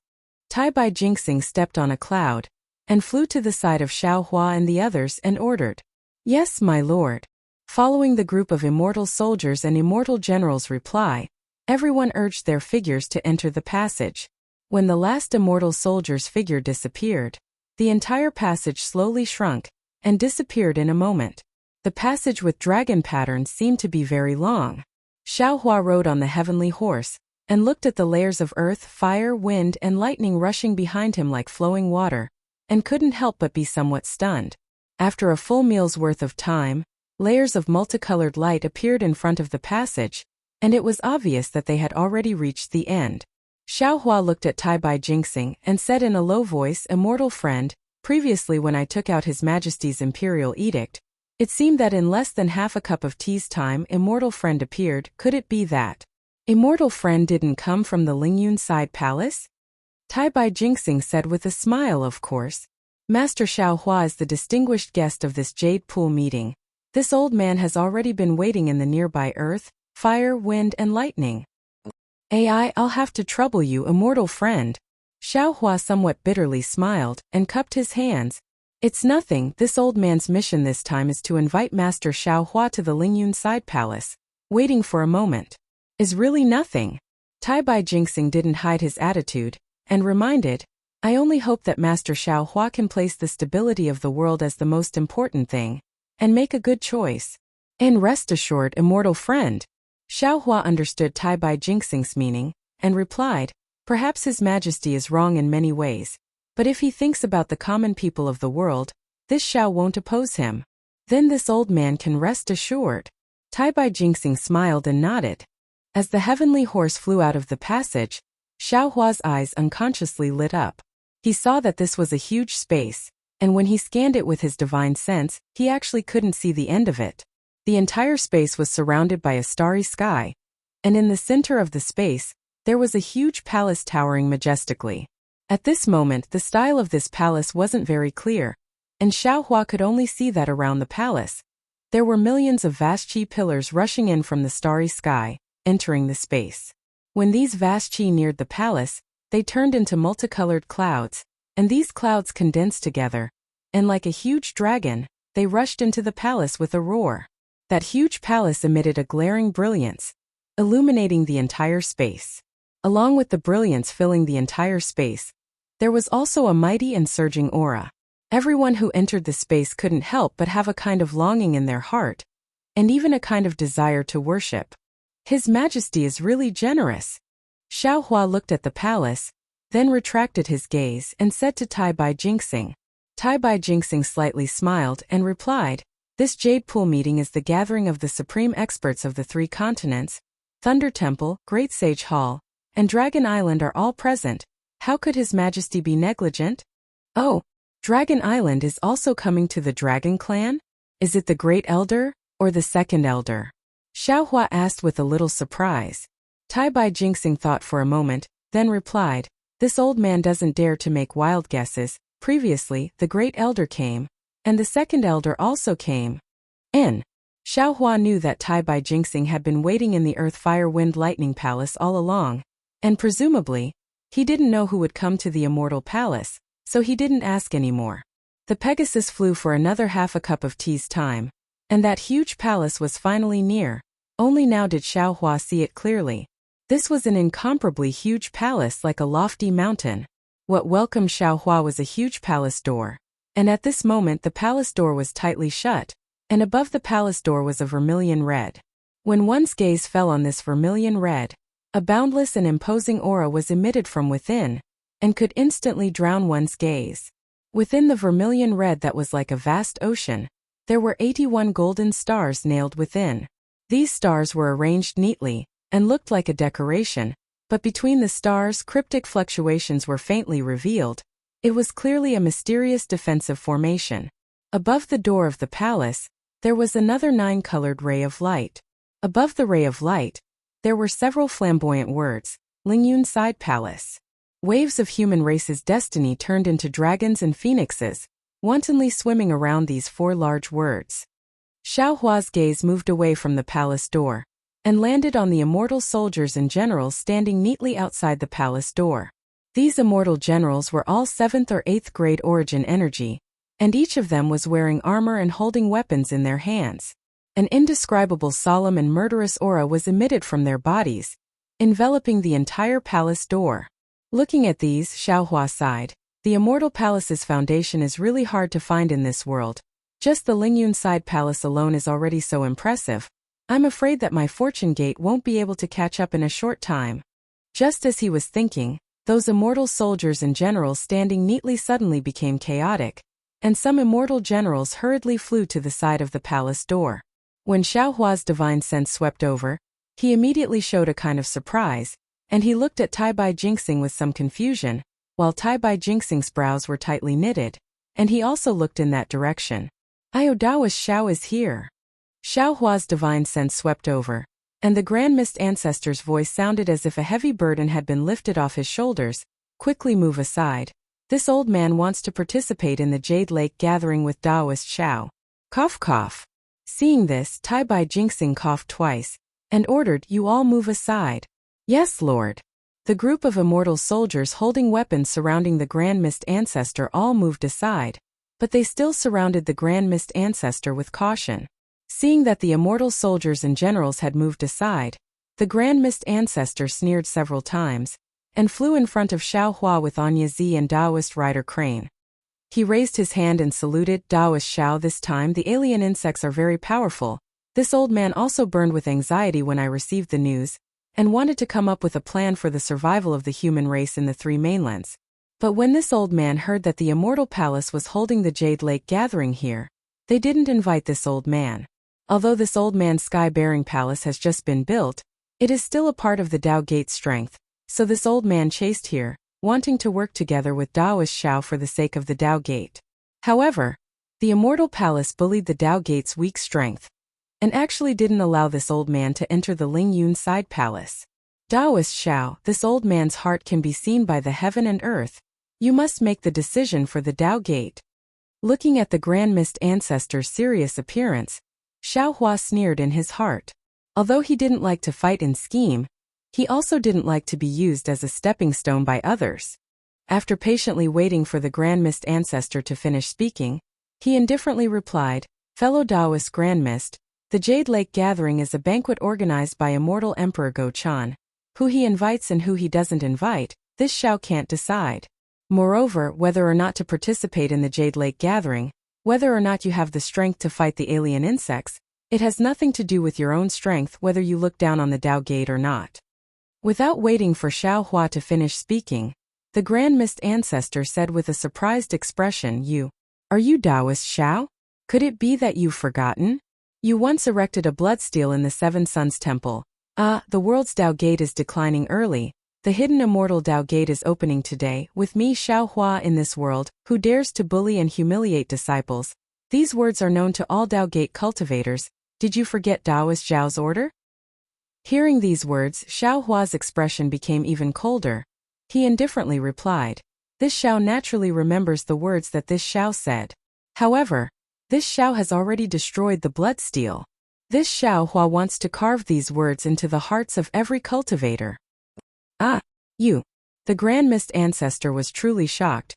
He didn't expect Xiaohua to actually destroy the bloodsteel. He was speechless for a moment. At this time, Xiaohua opened his mouth again. "However, since you said that you're a Dao Gate cultivator, this Xiao will ask for you." Finished speaking, Xiaohua turned his head and asked Tai Bai Jinxing, "Fellow Daoist, I wonder if His Majesty has any special criteria for inviting people? After all, fellow Daoist Grand Mist is also a member of our Dao Gate. He's willing to cooperate with the Immortal Palace to fight against the strange insects. His Majesty shouldn't reject him, right?" Tai Bai Jinxing was slightly stunned. Then, as if he thought of something, a smile appeared on his face. He said, "Master Xiao Lei, His Majesty invited Empress to hold the Jade Pool meeting in the Lingyun Side Hall this time. It's naturally different from before. Because this time the main focus is to fight against the strange insects, the divine ability of an ordinary cultivator. In front of the billions of strange insects is already insignificant. Therefore, this old servant heard from His Majesty that the people invited by His Majesty not only have to be the top experts of the 3 continents, but also supreme experts. In other words, the supreme experts of various sects. The so-called supremacy of a supreme being referred to an expert who was respected by the masses. In other words, the experts of the top forces in the 3 continents and 4 seas. As for the various sects, naturally they are the Confucian cultivators, Buddhist sect, Tao Gate, demon race and dragon race. At this point, Tai Bai Jingxing's gaze swept over the emperor's robe on Grand Mist Ancestor's body, then landed on Grand Mist Ancestor's face, and he said with a smile, "The elders of the Dragon Island control the Dragon Island, and even the dragon palaces of the 3 seas have to listen to their orders. They are qualified to participate in this Jade Pool meeting. The Thunder Temple's 3 Buddhist lords control the past, present, and future of the Buddhist sect, and the billions of Buddhist disciples in the Pure Land world listen to them. They are qualified to participate in this Jade Pool meeting. The Great Sage Temple's 7 great sages control the 1,000 demons' holy realm and millions of demon holy realm. No demon dares to disobey their orders. They are qualified to participate in this Jade Pool meeting. Taoist Xiaohua, Taoist Xiao, Lightning Taoist, and Senior Celestial Being are in charge of the Fortune Gate, and their millions of disciples have shaken the 3 continents. Wherever the Iron Blood battle team passes, the 4 aristocratic families are defeated, the 1,000 demons' holy realm, and even the dragon palaces of the 4 seas have to retreat. Fellow Taoist Grand Mist, what about you? Your sky-bearing palace. Although this old man has heard of its name, I have never heard of its scale or the strength of its disciples. Even more so, I don't know what role the sky-bearing palace can play in resisting the alien insects. What qualifications do you have to participate? Although venerable realm experts can wear emperor's robes, those who can wear emperor's robes are not necessarily venerable realm experts. Tai Bai Jingxing didn't leave any face for the Grand Mist Ancestor. He was very different from the Longevity Town. In Tai Bai Jingxing's eyes, rather than calling Xiaohua the Fortune Gate Sect Master, it would be better to call him the Immortal Palace's Lightning Master. Rather than calling him the Immortal Palace's Lightning Master, it would be better to call him the Immortal Palace's son-in-law. The conversation between Xian and Xiaohua outside the Earth Fire Wind Lightning Gate had made Tai Bai Jingxing feel closer to Xiaohua. The Grand Mist Ancestor's face turned ugly, but it only lasted for a moment. He looked at Xiaohua and said word by word, "Taoist Xiao, you heard Tai Bai Jingxing's words. He said that this old man doesn't have the qualifications to participate in the Jade Lake gathering. This is not a reason, this is clearly an excuse. They don't dare to let this old man participate in the Jade Lake gathering. Taoist Xiao, this old man hasn't known you for a long time, but I'm sure you've heard of this old man's name on the hidden immortal continent. Long before this old man was suppressed, this old man has been fighting for the rise of my Tao Gate. The things I've done before are too many to count. Although this old man didn't erect the bloodsteel, this old man has also wreaked havoc in the Immortal Palace and killed countless immortal soldiers and immortal generals. After this old man escaped, this old man saw the struggle of the Tao Gate's younger generation and saw Taoist Zhao's efforts. Therefore, this old man used Taoist Zhao's deeds to motivate himself. Now this old man's cultivation may not be as high as Taoist Zhao's, and my sky-bearing palace may not be as strong as the Fortune Gate, but this old man is also a member of the Tao Gate, a member of the 3 mainlands human race. The rise and fall of a country is everyone's responsibility. So why can't this old man contribute to the survival of the 3 mainlands? This old man earnestly requests Taoist Xiao that the Tao Gate is a family, so don't put the differences between the sects in your eyes. Just treat this old man as a member of the Tao Gate, and allow this old man to follow Taoist Xiao to participate in the Jade Lake gathering. Listening to the Grand Mist Ancestor's dignified words, if Xiaohua didn't know about Prince Lan's matter, he might have softened his heart and agreed. Unfortunately, Xiaohua had seen through the Grand Mist Ancestor's ruthless side and knew that what he said was completely different from what he thought in his heart. Therefore, he pondered for a moment and nodded. Taoist Grand Mist Ancestor is right. You're a member of my Tao Gate, and like this old man, you're also working hard for the rise of my Tao Gate.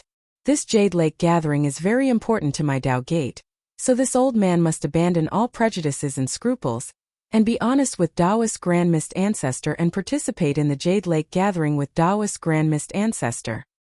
Good. The Grand Mist Ancestor clapped his hands and said, Taoist Xiao is right. You and I are both members of the Tao Gate, so how can we separate ourselves? Good. Xiaohua clapped his hands and said, since Taoist Grand Mist Ancestor agrees with this old man, then, Taoist Grand Mist Ancestor, please tell this old man where the Skybearing Hall is, how many disciples there are in the Skybearing Hall, and how many experts like Taoist Rider Crane and Nyezi there are. Don't worry, this old man will definitely not tell a single word to the Immortal Palace. Ah? The Grand Mist Ancestor was originally happy, but when he heard Xiaohua's words he was stunned. Xiaohua ignored the Grand Mist Ancestor and turned to Tai Bai Jinxing. Taoist friend, you must have information about my fortune gate, right? A smile appeared on Tai Bai Jinxing's face as he nodded and said, of course, the fortune gate is like the sun in the sky. How can my immortal palace not have information about the fortune gate? As he said that, Tai Bai Jinxing took out a jade-eye ring and handed it over to Xiaohua. After Xiaohua received the jade-eye ring, he activated the Eye Clear technique and passed it to the Grand Mist Ancestor, saying, this is all the information about my fortune gate. Please keep it well. The Grand Mist Ancestor was flustered and exasperated. He had Prince Lan as his spy, so he knew more than the Immortal Palace. How could he put Tai Bai Jinxing's jade-eye ring in his eyes? Moreover, he also knew that once he accepted this jade eyes, which was even more useless than a chicken rib, he would have to tell Xiaohua everything about the Sky-bearing Palace Hall. Of course he could hide it, but if he hid too much, Xiaohua was not a fool. How could he believe him? Seeing that the Grand Mist Ancestor did not accept the jade-eye ring, Xiaohua raised his eyebrows and asked in confusion, what's going on? Taoist Grand Mist Ancestor, didn't you say that you wanted to be honest with me? This is information about my fortune gate, does Taoist friend not need it? The Grand Mist Ancestor remained silent, and Taoist Rider Crane couldn't help but ask, Taoist Xiao, what do you mean by this? Could it be that you don't trust my sky-bearing hall? Shut up. Before Xiaohua could say anything, the lightning Taoist roared, who do you think you are? Is there a place for you to speak? My sect master gave all the information about the fortune gate to your sky-bearing hall because he doesn't trust you? First Elder Sect Master? Not to mention Taoist Rider Crane, even Tai Bai Jinxing was stunned. Even Grand Mist Ancestor was shocked. His heart, which had been struggling to make a decision, finally made a decision. Besides, who the hell do you think you are? I've never seen you before, so why should I trust you? The lightning Taoist didn't give Taoist Rider Crane any face, and he sneered, if you want my fortune gate to protect you, you can join my fortune gate. Using a dog fart sky-bearing hall to fool people, do you think I'm a fool? The Grand Mist Ancestor chuckled, and he looked at the lightning Taoist and asked, if Taoist Xiao is the fortune gate's sect master, then I presume the lightning Taoist is the second sect master? What's wrong? I'm the second sect master. With my strength, can't I be the second sect master? The lightning Taoist glanced at the Grand Mist Ancestor and replied arrogantly. Hearing the lightning Taoist's words, the Grand Mist Ancestor sneered in his heart. He already understood why Xiaohua called himself the sect master. Wasn't he trying to unify the three mainlands? The Grand Mist Ancestor had carefully studied Xiaohua's actions, and he had come to a conclusion. Xiaohua was a rare Dao sect cultivator, but he was definitely not a qualified Dao sect leader. Not to mention that he was indecisive and didn't know how to win over people's hearts. Just the fact that he couldn't kill decisively meant that he couldn't be compared to him. The Longevity Town. Rather than saying that the Grand Mist Ancestor was using Xiaohua's indecisiveness to barge into the three mainland's supreme experts, it was more accurate to say that he was taking a risk to test Xiaohua. The Grand Mist Ancestor knew that if he was in Xiaohua's shoes, he definitely wouldn't allow two Dao Gates voices to exist in the Longevity Town. But the result was exactly the same as the Grand Mist Ancestor's expectations. Xiaohua had indeed allowed him to speak, and he had even allowed him to say a lot of things that were disgraceful to Xiaohua. The most important thing was that Xiaohua didn't make a move against him. As for the Jade Lake's gathering, the Grand Mist Ancestor understood it better than Xiaohua. This was the best opportunity for him and his sky-bearing hall to stand out. He didn't receive the Immortal Palace's invitation, so he didn't have the opportunity to participate. But he didn't go to the Fortune Gate to discuss with Xiaohua. Instead, He went to the soaring cloudside hall's entrance to block Xiaohua's way and force him to agree. Of course, the consequences of forcing Xiaohua to agree, as well as other possible scenarios, were already in his mind. Bringing out the sky-bearing hall structure, disciples, and so on was also within his expectations. Now that he heard the lightning Taoist reveal that Xiaohua was the Fortune Gate's first master, the Grand Mist Ancestor felt a sense of crisis. He knew that if he couldn't enter the Jade Lake's gathering today, he wouldn't be able to occupy a position among the 4 superpowers. He was afraid that he wouldn't have the chance to compete with Xiaohua in the future. So, while his mind was spinning, the Grand Mist Ancestor opened his mouth again. He looked at the celestial being and laughed. So, fellow celestial being is the 3rd master? What does it have to do with you whether I am the 3rd master or the 8th master? The celestial being coldly replied, completely ignoring the Grand Mist Ancestor. Hehe. The Grand Mist Ancestor didn't take the celestial being's 8th master seriously. He laughed and received Xiaohua's jade eye. Then, he took out a jade eye and handed it to Xiaohua. Taoist Xiao, this is something this old man specially prepared for Taoist. Taoist will know when he sees it. Oh, is that so? Xiaohua raised his eyebrows and laughed. People often say that a wise man submits to circumstances. Fellow Taoist Grand Mist is indeed an ambitious and ruthless person. How could the Grand Mist Ancestor not understand Xiaohua's sarcasm? However, this sarcasm was too far away from his grand plan. How could he care about it? Xiaohua took the jade eye and looked at it. His expression changed slightly, and then he looked at the Grand Mist Ancestor from head to toe. He said indifferently, "This Xiao really didn't expect fellow Taoists to have such great strength. If that's the case, can the Fortune Gate and Sky-Bearing Palace form an alliance?" The Grand Mist Ancestor raised his hand and looked at Xiaohua with a smile. He had taken out his biggest trump card, and he didn't think that Xiaohua would refuse. Alliance? Who knew that Xiaohua looked at the Grand Mist Ancestor's hand in a daze and asked curiously, "You and I are both from the same sect, and we are brothers. Has fellow Taoist ever seen brothers form an alliance?" The Grand Mist Ancestor was extremely embarrassed, and he didn't know how to answer. The 3 continents are so big, and there are only 2 sects, the Fortune Gate and the Sky-Bearing Palace. There is no need to form an alliance. Xiaohua laughed and said, "What this Xiao means is, since fellow Taoist wants to participate in the Jade Lake meeting, does fellow Taoist want to join under the Fortune Gate, or participate under the Sky-Bearing Palace's name? If you want to use the Sky-Bearing Palace's name, there is no harm in giving this jade eye to the Immortal Palace.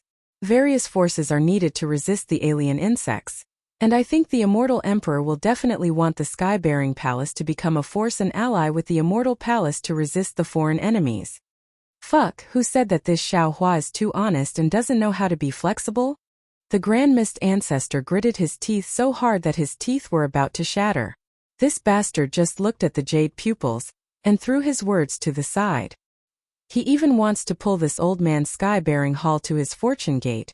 His appetite is really big. Isn't he afraid of dying from overeating? Humph, this old man won't let you have your way. This old man would rather ally with the Immortal Palace than to join the Fortune Gate.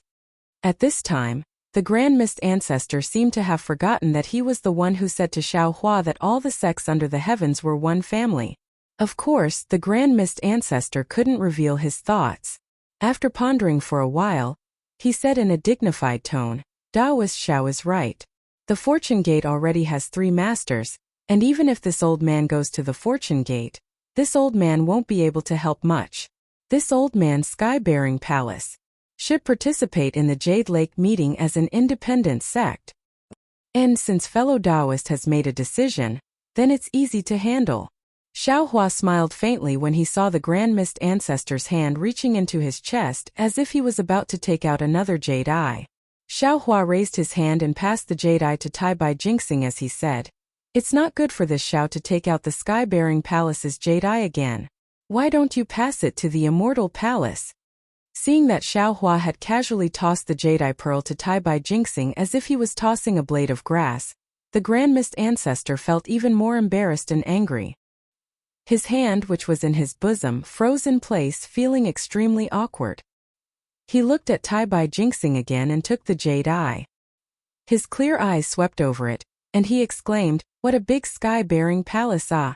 This old man really didn't expect that fellow Taoist Grand Mist would be so generous under the eyes of my immortal palace. This old man has really learned a lot. Hearing Tai Bai Jinxing's exaggerated tone, how could the Grand Mist ancestor not know that there was a hidden meaning in his words? Who knew if there would be another, but in a while. Thus, the Grand Mist ancestor decided to endure hardships and wait for Tai Bai Jinxing's humiliation. Sure enough, Tai Bai Jinxing changed the topic and cupped his hands apologetically. "But this matter is of great importance. This old man has no authority to make a decision. I must ask for the immortal emperor's decree. If fellow Taoist Grand Mist is willing, can you wait here for a while?" Of course. Since it had come to this, how could the Grand Mist ancestor say no? A smile appeared on his face as he cupped his hands and said, "I'll have to trouble fellow Taoist with this matter." "No problem." Tai Bai Jinxing placed the jade eye into his sleeve and said respectfully to Xiao Hua, "Taoist Xiao, please." Xiao Hua nodded and urged the Pegasus to fly towards the entrance of the Lingyun side hall. Before the Pegasus landed on the stairs, a thunderous sound came from the Lingyun side hall. Boom boom boom. 81 streaks of 5-colored clouds rushed out from the entrance of the Lingyun side hall and turned into 81 dragons dancing in the sky. Golden light flashed as the vermilion door slowly opened. A solemn aura that seemed to split heaven and earth gushed out from the door. A loud voice resounded in the entire space. "Fortune Gate's first master Xiao Hua. Taoist Xiao Hua. Fortune Gate's second master Lightning Taoist. Fortune Gate's third master Heavenly Being has arrived. Haha, Dragon Master Xiao, when I heard that you were coming to the Immortal Palace, this old man had been waiting for you for a long time. I didn't expect you to be so patient, insisting on waiting for the Jade Lake meeting to start before coming." Just as the welcoming voice fell, another loud voice resounded in the music. Following this voice, a huge dragon that could break through the entrance of the Lingyun side hall appeared. Wasn't this the Dragon Island's second elder AoE? You're tuning in to the Li Mei Sword of Destiny YouTube channel. We're so grateful for your support, and don't forget to subscribe to join us on this incredible journey through captivating stories. Your generosity through donations truly makes a world of difference, as it's the primary source of revenue that allows me to expand and enhance this channel for you. Thank you from the bottom of my heart for being a part of this adventure.